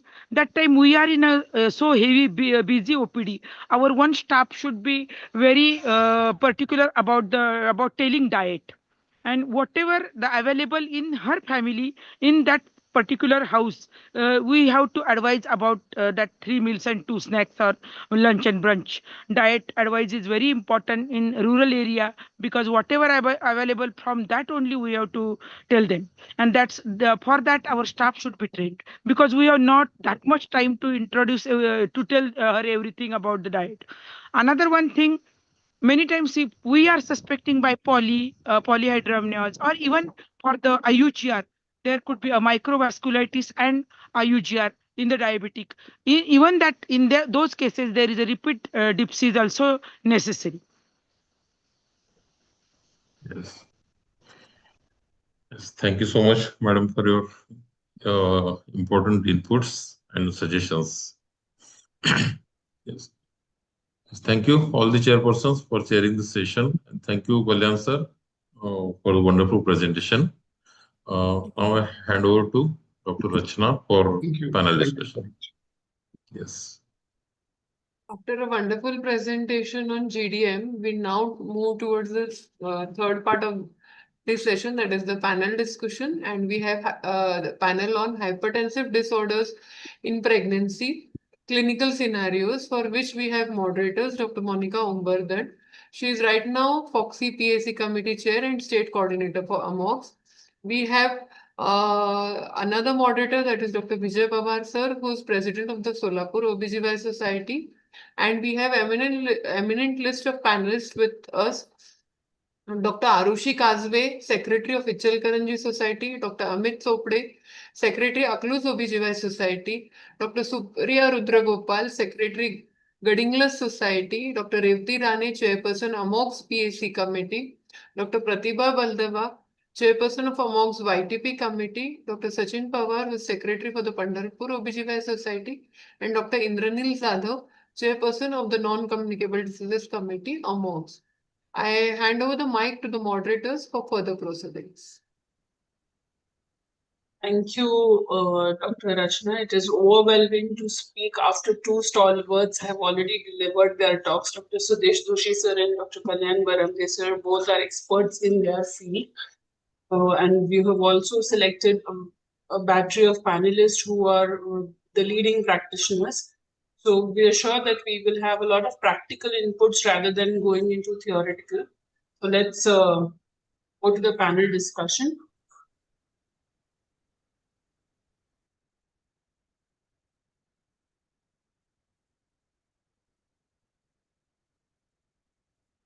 Is my screen visible now?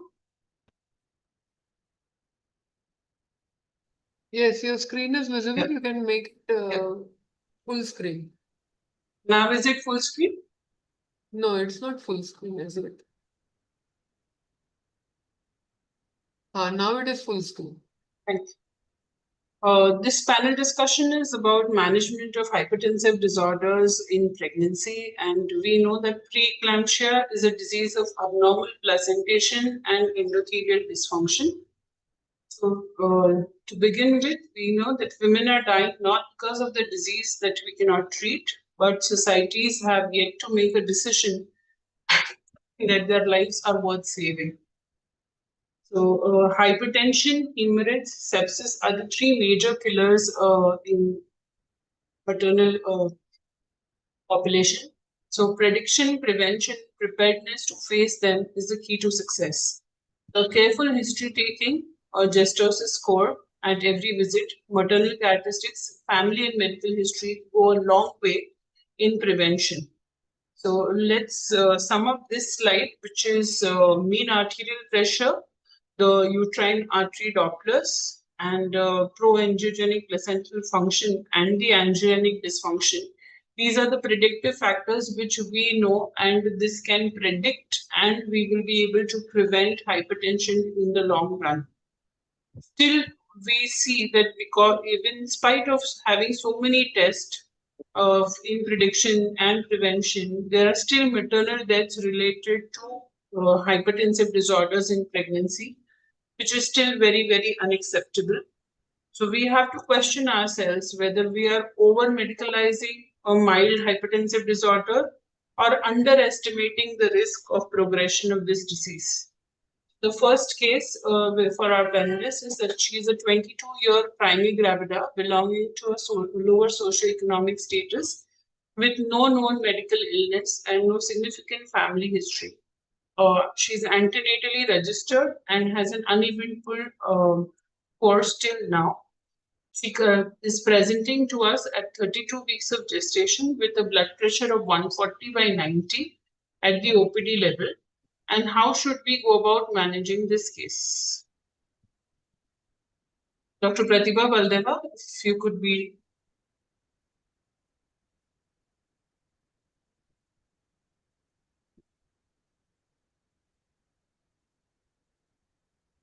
Anybody, Dr. Amit, if you are there? Am I audible? Yeah, Pratibha, you're audible. Yeah. Actually, if it is a blood pressure which is a 140/90, which has been measured for the first time, we need to recheck her blood pressure at least 2 to 3 times to confirm that it is consistently high. And only then we label her as PIH. Along with that, we can also monitor her urine. If there is albumin in the urine, we can label her as PIH. And she will require regular BP monitoring. We need to explain her that there are symptoms of PIH like swelling over the face, swelling over the feet, fetal edema, swelling over the abdomen, or something like blurring of vision. All those symptoms of PIH can be explained to her, and she has to report immediately if these symptoms occur. Anybody wants to add anything to this? Dr. Amit? No, that's it, ma'am. So, because she's 32 weeks, would you like to decide about the immediate delivery versus expectant management, and what would this decision depend upon? No, ma'am, not immediate delivery. So we can monitor, as ma'am told us, we can monitor the patient for further BP readings. If it increases or urine albumin got increased, then only we think about delivery. So is urine albumin the only factor that we are considering, sir? No, ma'am. Other factors like liver function test or renal function test also we can have. Sometimes patient we tell them for get opinion of ophthalmologist also. Okay. Any other factors, sir, that you would like to do? If Pratibha, if you could add. Yeah, I feel, we should get an obstetric Doppler done because that will tell us about the blood supply that is going on to the fetus. PIH is basically a placental problem. That is why the blood supply to the fetus gets hampered. So if we get a USG Doppler done, we will know whether the blood supply to the fetus is going on well or no. If there is any change in the uterine Doppler, if there is a umbilical artery S by D ratio which is raised, or if there is a change in the MCA PI, then we can think of intervention. But until then, we should keep monitoring. If the Liker is good, patient is feeling good fetal movements, plus if the BP is in the range of 140/90, no urine albumin which is increasing, even a urine albumin of trace or even 1+ can be monitored, and we can hold on with this monitoring of BP. If this BP rises, then we can think of adding labetalol or Nicardia. Even we'll come to the management later. We are still thinking about whether to admit this patient or not. So, on the record, if she has only one recording of a high antenatal BP, we would advise see whether she is having any other premonitory symptoms like headache, visual disturbances, or upper epigastric pain, pulmonary edema, proteinuria, anything that you could pick up which would show you the severity of the disease. Secondly, we would also like to distinguish whether she was an essential hypertension and now she's come to us, whether there were any other previous recordings of a high BP.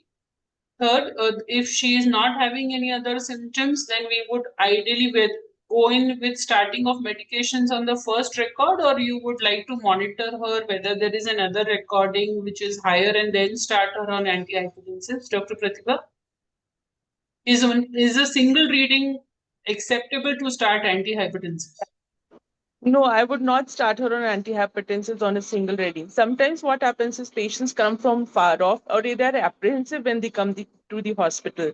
So it is better to have a consistent reading of BP 140/90 for 2 or 3 times. Only then we label her as PIH and then start on antihypertensives.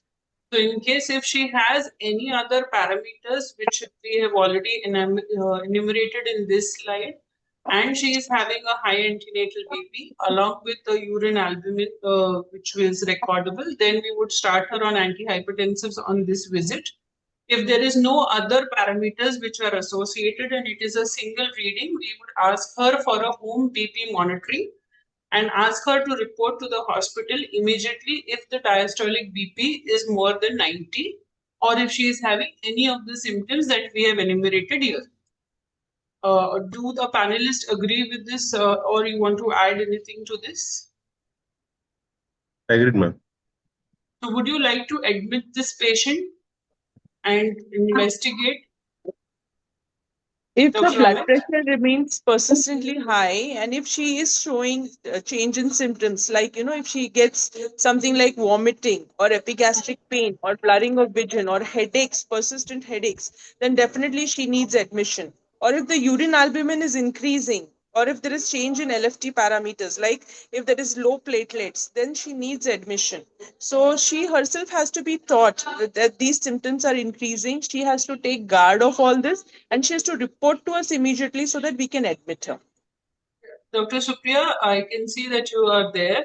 So what are your therapeutic goals and aims for this patient that you want to think about? Okay, I'm agree with Dr. Pratibha. It's better to have more than 2-3 reading. We should tell her all the alarming signs and symptoms, and they should contact to our hospital immediately.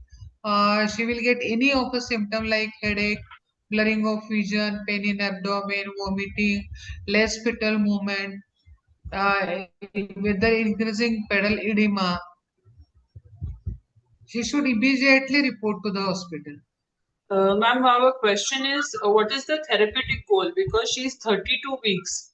Do you want to start with any steroids or magnesium Yes, yes, yes. sulfate and go ahead, or you want to deliver her at 32? That is what we wanted to No, ask. no, no. We will not deliver at 32.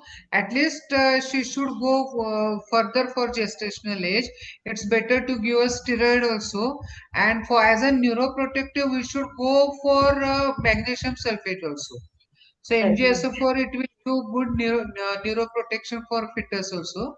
And steroid also gives lung maturity.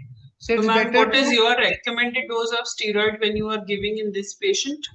I give 4 milligram of dexamethasone around 24 hours interval. 2 doses. We have 4 milligrams every 6 hourly for 24 hours. Yes. But if she does not deliver in the next 2-3 weeks, so would you like to repeat the dose or one single dose is enough? That is what the consensus. According to me, 1 dose is that much is enough. Not necessary to repeat it. And when would you like to give magnesium sulfate for neuroprotection? Is it at the same 32 weeks or you want to wait and then give it? It's better to give early because we don't know her fate. Whether she will go in a crisis or whether she will go in again, she will increase all the alarming signs of preeclampsia. It's better to give early, as early as possible.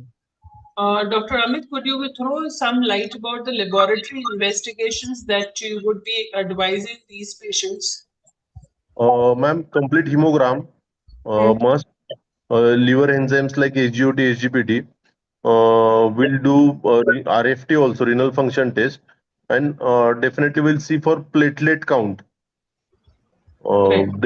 Then peripheral blood smear sometimes for fragmented RBCs. And as I told earlier, that fundoscopy. Right, of endoscopy also. Yes. So if you have an LDH which is elevated, if you have uric acid which is elevated, what does these tell you regarding the prognosis in these patients? Ma'am, We all know low platelets, PTINR deranged is where she's going into DNC and she's yes. improving. But if you have a higher uric acid or if you have an increased LDH only, would you think of intervening earlier than the other patients? Yes, ma'am, definitely. Then other patient will like to treat earlier. Treat earlier. Yes.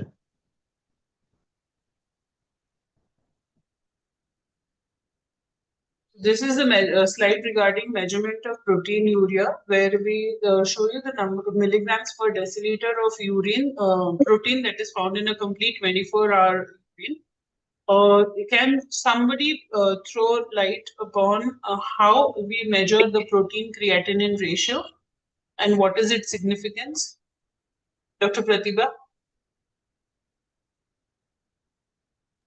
PC ratio can be measured in two ways. It can be done by either a 24-hour urine test or a simple single urine test. But I think a 24-hour urine test PC ratio is always better because it gives us a better idea and is much more reliable than a single urine PC ratio.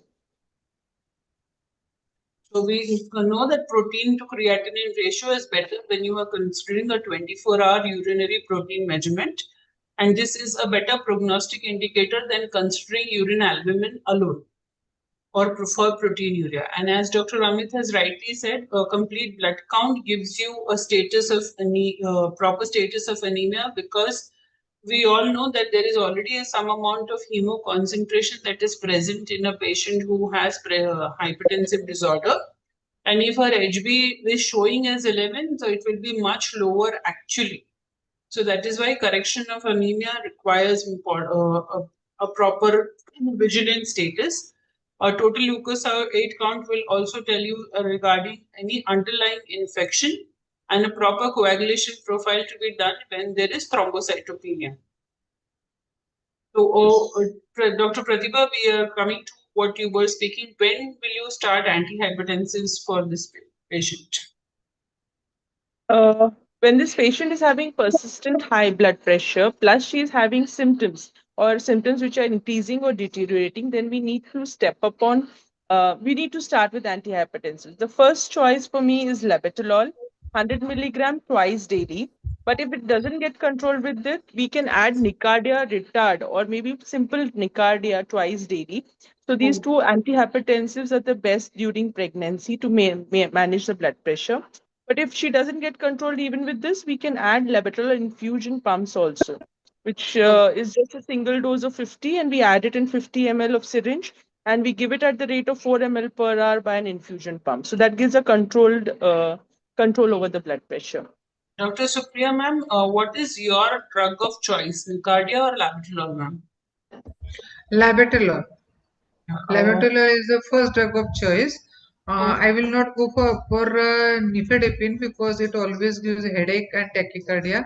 So it's better if she requires or not get control with labetalol, go for the nicardia. So only if there is no control after titrating up to 2,400 milligrams of labetalol would we add a second antihypertensive. So what is your recommended dosage, ma'am? You require BD or TDS or QDS? Because we see quite a lot of... Labetalol. Hello? Supriya ma'am? I will prefer labetalol QID. Hello? 4 times. Yeah, 4 times. Okay. If 4 it will times in not a get day. control, then it's better to add acute nicardia for 2 times. Okay. Yeah. So Dr. Amit, why do we prefer labetalol over Nicardia? Ma'am, mostly labetalol does not have any side effects like tachycardia, and it also no effect on any uteroplacental blood. Okay. So And now we know, so we know that labetalol is a selective alpha-1 receptor blockade drug. It causes vasodilatation and decrease in the peripheral resistance, and that is why it decreases the blood pressure. It is also a non-selective beta receptor blocker. That is why it protects heart from reflex sympathetic drive and therefore reduces the blood pressure. If you go and see other beta blockers which are selective, if you start very early, like metoprolol and others, then they can give rise to early intrauterine growth retardation. That is why a non-selective beta blocker would be preferred over using other beta blockers. So why are we not talking about alpha methyl dopa? ma'am, it takes 24 hours for onset of action. Right, and And that availability of dosage form. Hmm.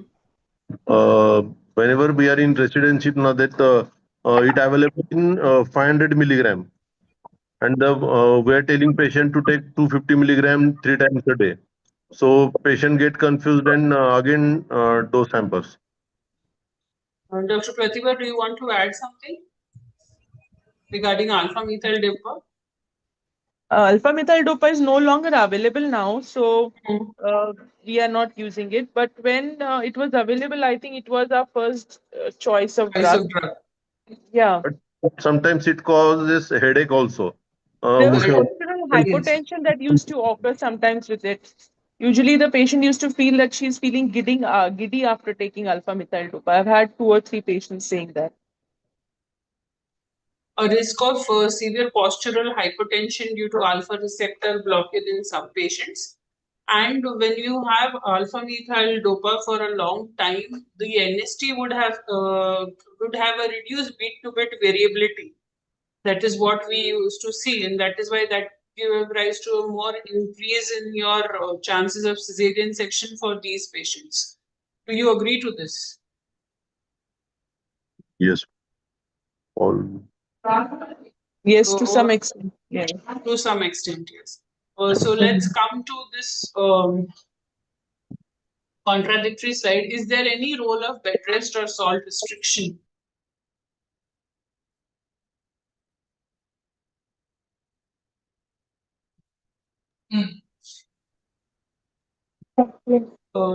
Anybody, Dr. Supriya? Is there any role of bed rest or salt restriction that we advise the patient in cases with hypertensive disorders in pregnancy? I think bed rest doesn't help much, Dr.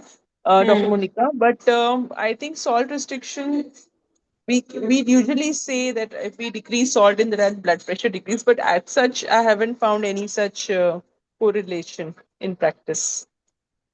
So that is why I said this is a controversial side, because both of these are advised, but none of them have a proven role. Proven role, yeah, maybe, yes. So now this patient was taken into consideration as a mild hypertension, and she was sent home. She was asked to come after 1 week for follow-up, and she was advised regarding the premonitory symptoms that she was supposed to look back to. And 5 days later, she came to the hospital with severe headache, nausea, upper abdominal epigastric pain, and now her BP was 170, 110. With deep tendon reflexes were brisk, epigastric tenderness was positive. Dr. Amit, how will you now manage this patient?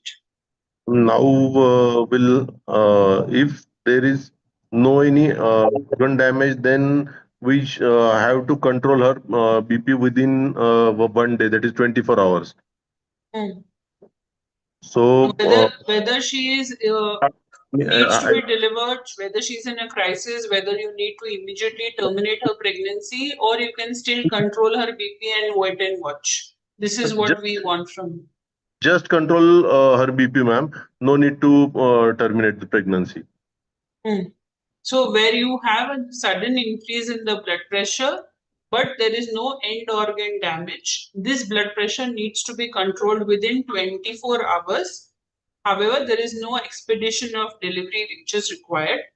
But when you have severe hypertension with end organ damage, where there is endothelial damage, you are seeing decrease in the renal perfusion, the creatinine is rising, SGOT-PT is rising, then this needs to be controlled and delivery needs to be considered.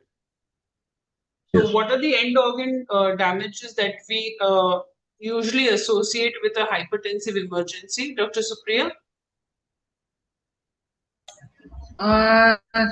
Actually, main is a hepatic failure, which we can count as a help. Hepatitis, low platelet count, she might go towards DIC. There may be renal damage. She may have unstable angina, myocardial infarction, or pulmonary edema. And mainly, she is going towards the eclampsia, which is mainly indicative of cerebral edema. And she will throw convulsions. Right. Or she could also have an aortic dissection if there is a sudden onset increase in the blood pressure. So what are the drugs that are available for management of hypertension, which is severe, and which one will you prefer on admission? Nifedipine orally. Oral nifedipine, and we can have also labetalol. If needed, it can give IV. Intravenous labetalol, oral nifedipine. Any other drugs which are available in the market which you could be used? Sublingual nifedipine can also be used, but actually it causes severe drastic decrease in blood pressure. So sublingual route is to be given only Sublingual when it is is very severe. contraindicated and has been already said not to be used because it could cause sudden drop and it could cause intrauterine fetal death if there is a sudden decrease in the blood Drop in blood pressure. So Yeah, sublingual nifedipine is not never used. to be used. But we have an option of giving intravenous labetalol and oral nifedipine. Also, hydralazine, NTG, and sodium nitroprusside could be given in cases of severe hypertension where the blood pressure is not controlled. So, the risk with too rapid lowering of blood pressure is always there, like in the form of abruption or sudden intrauterine fetal death. So the aim of the therapy is to reduce the mean arterial pressure by no more than 15 to 25% in the first 60 minutes of therapy, and then gradually lowering to a systolic of 155 to 160 and diastolic of 100 to 110, which is recommended. So let's come to the options and the dosage. Dr. Supriya ma'am, if you want to give labetalol, then what is the dose and the route that you would select for this patient who has come in a hypertensive crisis? Okay, if she is quite awake, we will give orally. Otherwise, we will start with 10 to 20 milligram intravenous. We will give bolus, and we have to repeat it after every 20 to 30 minutes. 30 minutes, around 1 to 2 milligram per minute.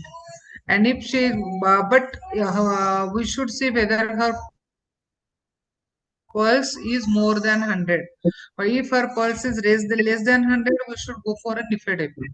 That is 10 to 20 milligram orally, and we have to repeat after 30 minutes and go on monitoring her blood pressure. I never use hydralazine, but we can start a hydralazine drip also. So the most common that is used is labetalol. We start with 20 milligram intravenous and repeat 20 to 80 milligram intravenous every 30 minutes, or at least 1 to 2 milligram per minute till we reach 300 milligrams, and then switch to oral therapy. The onset of action is expected in 5 minutes and it peaks at 30 minutes. The duration that we can use it is approximately up to 4 hours. And it is best avoided in patients with asthma or heart failure. But the neonatologist should be informed if the patient is in labor, and because parenteral labetalol also causes neonatal bradycardia. Similarly, like we inform when the patient has been given magnesium sulfate, it causes respiratory depression in the neonate. The same way, labetalol, when you are giving IV, the neonatologist has to be informed. Okay. So this, I think these slides we have already finished. So when you come to oral, 20 milligram of initial dosing of nifedipine oral, and which is repeated to up to 30 minutes. We can give up to 120 milligram in 24 hours, but sublingual should never be given.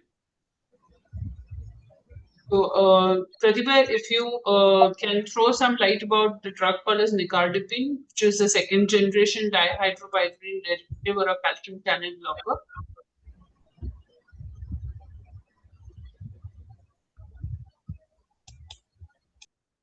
Dr. Pratibha, are you there? Dr. Amit, you can take the question if she's not there. Oh, God. Actually, it is dihydropyridine derivative. But I, sorry, ma'am, I don't know about that. Well, Dr. Supriya ma'am, do you have any experience of using this?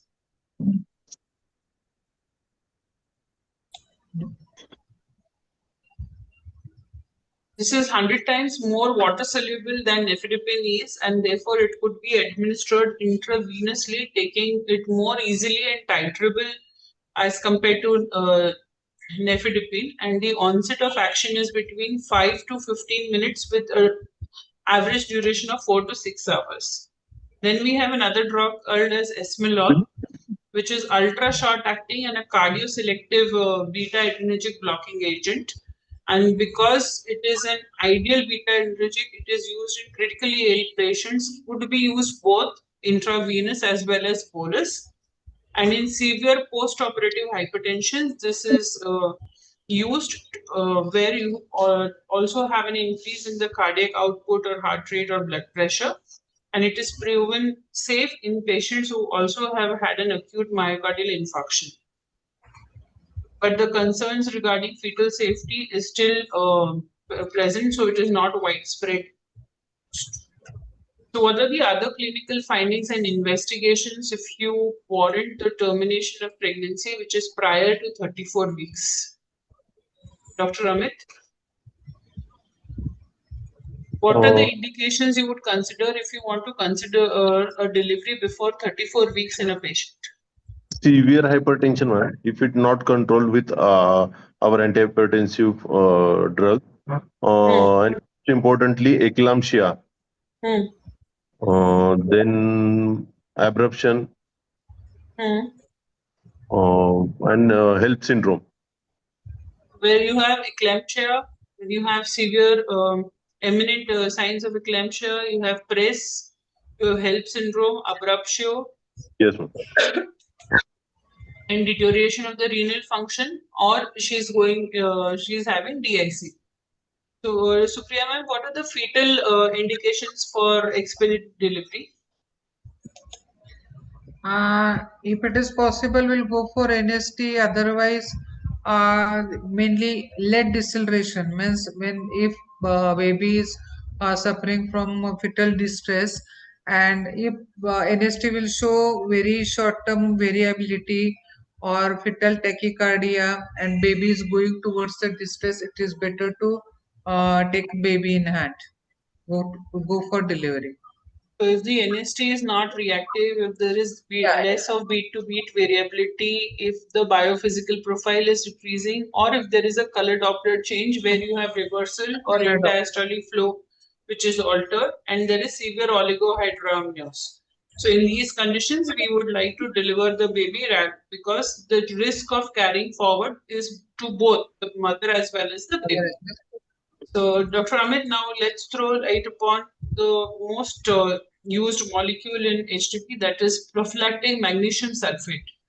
How much is recommended and how frequent is the dose? Which regime do you use in your own practice? Response regime, which is 4 gram IV with distilled water over 20 minutes. That is loading dose. And for maintenance dose, 5 gram in 500 ml of RL.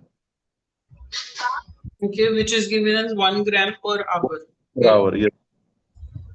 So, Dr. Pratibha, what is the Pritchard's regime, and Are you in favor of more of Pritchard's or Zuspens regime? Pritchard's regime is when we give it is usually given when there is convulsion. We give direct 4 gram of IV in distilled water over 20 minutes, and then we give 5 grams of which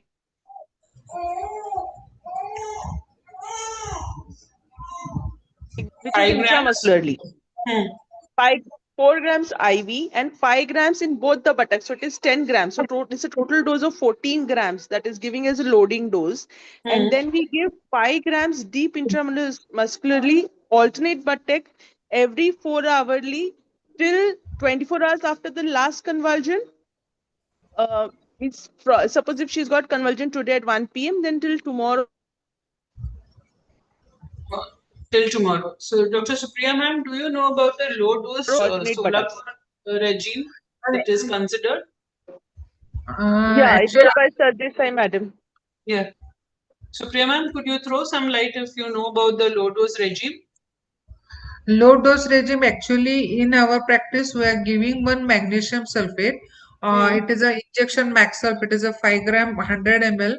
We give and we'll repeat it after 12 hours, 24 hours, which is neuroprotective. But if she will throw convulsion, it's better to give 4 gram IV bolus. Then also, as Pratibha madam told, it is around 4 gram rather than intramuscular. I will give Maxelf only.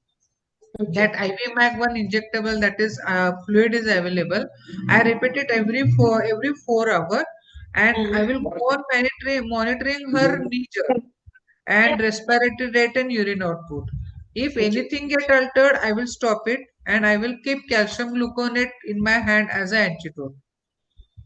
So we also have 4 gram ready preparation in 100 ml, so which could be used in either Zuspans or Pritchard's regime. We have to take care that when you're giving an intramuscular magnesium sulfate, there is a very high chance of having an abscess. So we strictly clean it with betadine and spirit and maintain asepsis while giving it. Also, pulse, blood pressure, respiratory rate, and urine output needs to be measured. In case if there is any signs of magnesium toxicity, then immediately, like Dr. Supriya Madam has told, the calcium gluconate needs to be given. So now my question to all our panelists is: once you give magnesium sulfate as prophylaxis, do you really want to deliver the patient immediately? Yes, according to me, it's better to deliver immediately, as in a first dose we get a neuroprotective benefit, and the second is what I saw in my practice. I get 2 or 3 baby. The both babies were limp because of the respiratory depression, and they need to do resuscitation. So it's better after giving this much high dose of magnesium sulfate, it's better to deliver baby as a immediately. Okay, Dr. Pratibha, do you have any other opinion? We are still talking about prophylactic myself. We have not come to urgence and eclampsia. Yeah, that is what I'm Where saying. she's If a we give pre-eclamptic, magnesium she's showing you sulfate, some signs and you want to give her a prophylactic myself. a prophylactic magnesium sulfate, if it is given as a low dose, which is Sardaisam Adams regime, I don't think there is so much of risk of respiratory depression to the baby. Definitely, magnesium sulfate, when given in a very high dose of Pritchard regime, as well as given for 24 hours, will cause respiratory depression to the baby. But then beforehand, we tell the pediatrician who is going to be there at the time of delivery that the patient has been under magnesium sulfate therapy for a long time. But I think prophylactic dose, which is a low dose Sardesai Madam regime, is not known to cause so much of respiratory depression to the baby. So I think we can pull it on for up to, after giving dexamethasone, we can wait for up to 24 to 48 hours 24 to for 48 hours. fetal Yes. lung maturity. I think that much time we can buy. Okay, so Dr. Amit, if your patient convulses after 15 to 20 minutes of the loading dose of Maxelf, what would you go ahead with? Ma'am, we give another dose. That is whenever we are giving IV, then we can have with maintenance dose also. And if then then also patient get convulsed. Then we involve our physician friends, and we can sedate patient. Right. Do you consider giving an anti-epileptic? Yes. Yes, ma'am. Or only Nowadays, diazepam? Only will you try giving only diazepam, or you want to also start with some anti-epileptic like phenytoin sodium or Mm. Dr. Yes. Pratibha, your husband would. Levirapine is Yes. given these days. It is so commonly used. In fact, I found that, in most of the patients who come with eclampsia to us, and if we find press, PRES on the MRI, or if the Right. patient is complaining of double vision or lost vision, we have given them levirapine, and patient has come out very well. That is the anti-epileptic of choice, which is usually given if the patient does not respond to magnesium sulfate. So we're talking about intravenous, or you're talking about oral leptin? Uh, we have given Because IV here we are also. still In having fact, a patient who is convulsing, so it would be IV, levetiracetam, which IV, would be IV, given as IV. IV Levipil. Yes. Yes, it is intravenous. So, Dr. Supriya, what are the neonatal outcomes that we are usually worried about in these patients? Mainly fetal distress. Distress, what we can then ARDS if there is no lung maturity. But actually speaking, always the pediatrician tells that if mother is having a oligo or some Doppler altered and hypertension on treatment, respiratory maturity is nice, and if we are giving steroid also, it also gives a good result. So according to me, neonatal outcome only prematurity and low birth weight, that might be the responsible for her for that baby's NSU admission or some aggressive treatment for the baby. So when you said optimizing the neonatal outcome, we will have to give them a dose of steroids for 24 Yes, yes. hours. We would give anyways if the patient is having severe preeclampsia, we are giving them magnesium sulfate, which could also have been neuroprotective. So what would be your choice for anesthesia in these patients? If I'm considering for an LSCS in these patients, what is the choice for of anesthesia that you would plan for? Ma'am's actually General spinal. anesthesia. Yeah, anesthesia ideal epidural, but we'll prefer spinal anesthesia preferably to general anesthesia. So regional anesthesia or spinal I would anesthesia? vary with, Yes. Yes, Dr. Pratibha, please. If the patient is having low platelets, very low platelets, which is less than 50,000, then we would never go for spinal anesthesia. The anesthetist will itself tell you that I would prefer a general anesthesia. But if the patient's platelets are good, she's not in DIC or in HELP syndrome, then a regional anesthesia, that is a spinal anesthesia, is the best. Epidural, I would not prefer, because then again it is invasive, going to be there for a long time, plus monitoring and all those problems. I think a spinal, if the patient is having good platelets, no help, no DIC. Otherwise, a general anesthesia, if she's eclamptic, she's having fits, and she's into help or DIC. DIC. So can you please throw some light about DIC score? Oh, I forgot it. Dr. Amit?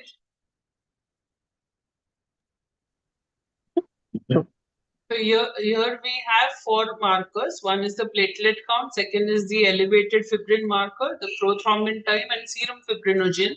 Each one is given a score of 0, 1, and 2. So if the platelet is more than 1 lakh, the score is 0. If 50 to 1 lakh, the score is 1. And less than 50,000, the score is 2. When you have elevated fibrin, when there is no increase, score is 0. Moderate increase, score is 2. And a strong increase, the score is 3. Similarly, there is a scoring for prothrombin type and serum fibrinogen. Right? So if you have the DIC score of more than 5, it is over DIC, and you repeat the test after 6 to 12 hours daily. And if the score is less than 5, it is a non-over DIC, where you repeat the score at least every 24 hours. Now, this has to be managed clinically with blood and blood components, and make sure that you have a multidisciplinary team who is in action along with you. And when you are taking this patient for a cesarean section, there has to be a written, valid, informed consent about all the possible complications, including the possibility of internal iliac ligation and obstetric hysterectomy. So, would you take her for an operative procedure first, or would you arrange blood first? What is your more priority? Because without doing a cesarean section, her eclampsia is not going to be controlled. But at the same time, we are also worried about DIC. So, what is more important, blood, arranging blood and blood products, or taking her for a cesarean section? First, I think arrange both all the should be blood done. products and take Yeah. all preventive actions first. Then go take care in OT. So we would also require packed cells, platelet concentrate, FFP. In case where we have a prolonged PT-APTT, then cryoprecipitates also would be required. So arranging them and considering that we would need a cesarean section simultaneously, the entire counseling and making the OT ready with a multidisciplinary discipline was required. Now, for this patient, fetal heartbeats were confirmed. Decision was taken for an emergency cesarean section, but an urgent MRI was asked, and it showed bilateral parieto-occipital lobe subcortical edema, and the diagnosis was PRESS. So, Dr. Pratibha, could you give some important points regarding this entity? I didn't get your question, Dr. Monica. What What is PRESS and what does it signify to us? Okay. PRESS indicates that, it is posterior reversible encephalopathy syndrome, and it indicates again that there is edema in the brain. So as the PIH is controlled, this PRESS is highly reversible. I mean, it is not something which is going to remain for a long time, though it worries us for that moment, but then it is a reversible thing. So that is why it is called as posterior reversible encephalopathy syndrome. In this patient can have blurring of vision or blurred vision or doubling of vision also. And the treatment would remain as? Sometimes mannitol is given. So the main aspect is the intracerebral edema that occurs and that causes the pressure on the cerebellum. That is why this occurs. So this is reversible completely, ideally within 7 days. Any delay in treatment would give rise to permanent brain damage. So therapy depends upon the cause. We use proper antihypertensives, immediate delivery, and if required, use of mannitol to reduce the intracerebral pressure. Edema, yes. Intracerebral pressure. So we have still now only discussed about what exactly are we going to do in patients where we have already an onset of hypertension, right? So now what are the prediction methods that we are going to use? What is the way that we can reduce these patients coming in the late antenatal age phase with an increased blood pressure? What are the things that you do in your routine OPD as screening or by giving medicines? What you think prevents high risk of developing preeclampsia? Or what are the early interventions that you would like to take? If she has a previous history of eclampsia or if she is a primigravida, these are the patients who are more prone to develop preeclampsia. So in these patients, we'll already tell them we can give them high doses of calcium because it has been found that giving high dose of calcium can decrease the risk of developing preeclampsia. Also, when we are doing an NT scan, that time the uterine artery Dopplers can be seen and low dose ecosprin, that is 150 milligram of ecosprin can be added. And if required, even low molecular weight heparin can be added at a later stage.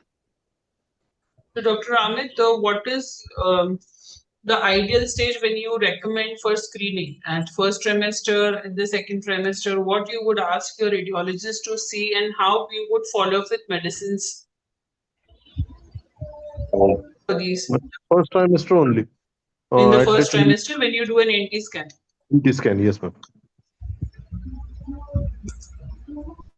Do you think that high dose of calcium prevents the severity of eclampsia?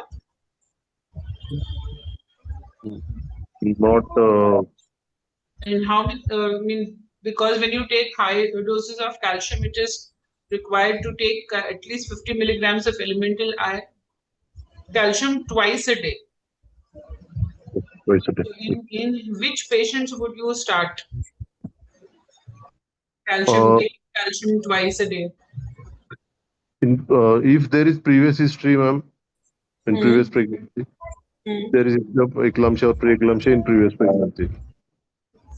So now, because we know that there is so much of endothelial damage and then vascular endothelial growth factors are affected, Dr. Supriya, do you think using antioxidants or nitric oxide donors would help in prevention of severe eclampsia? Yes, yes. I also want to add the same point. Whatever if we will give magnesium, even nitrous oxide, which gives vasodilator, it also improves the placental perfusion. Even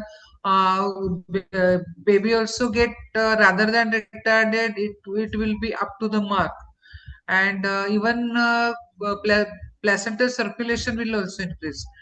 So adding other L-arginine, then other antioxidants, those are very essential for these patients. Should you also consider adding sildenafil citrate for improvement of blood Yes, circulation? yes. It's better to give vaginal session, but nowadays and some of my patient after giving a sildenafil orally, they came with giddiness, tachycardia, and sweating. So I prefer a very small tablet. Harnafil, its name. It is very small. It's better to keep vaginally. Right. Now, otherwise, other products they are having a effervescent tablet. Hmm.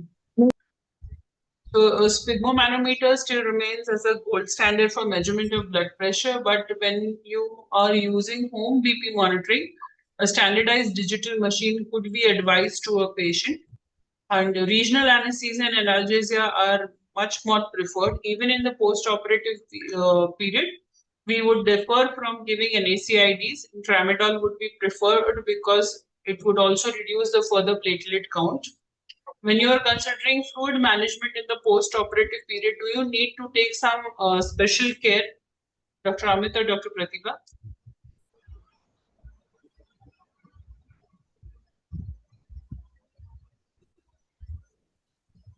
Dr. Amit? Yes, ma'am. Yeah, is there any fluid overload that we need to take care about, or is there any guidelines for giving fluids in the post-operative periods in these patients?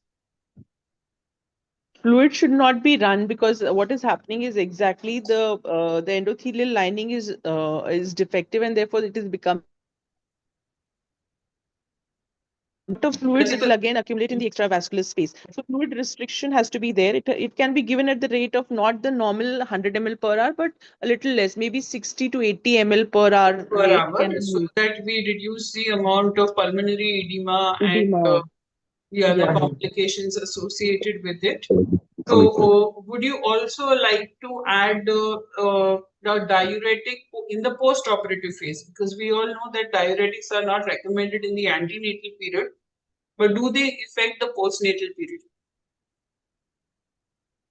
Yes, Lasix can be given as 5 milligram or 10 milligram IV dose. We are giving in lot of, if the patient is in DIC and we give in lot of blood products like PCV, even FFP and, cryoprecipitate or something like that, then definitely we can give Lasix along with it to decrease the load on the lungs and the heart.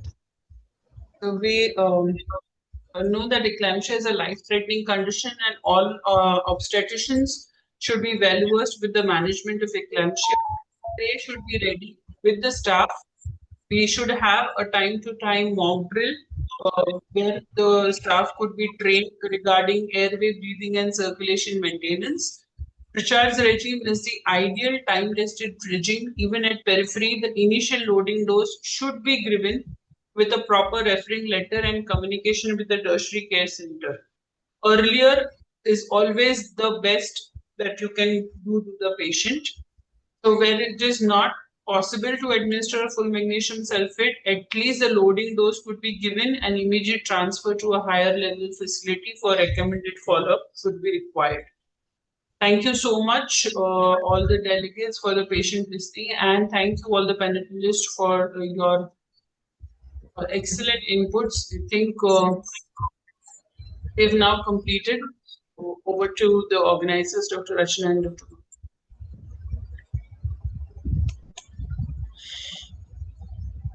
Thank you so much, Dr. Monica, for conducting that panel so fluently and giving it a case-based scenario so that it was easier to understand.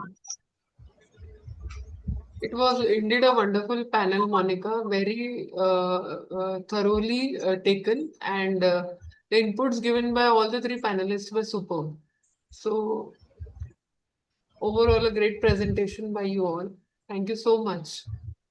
Thank you, Dr. Rachna and Dr. Madan, Dr. Prerna, for involving all of us in this AMOGS activity from the Zone 4.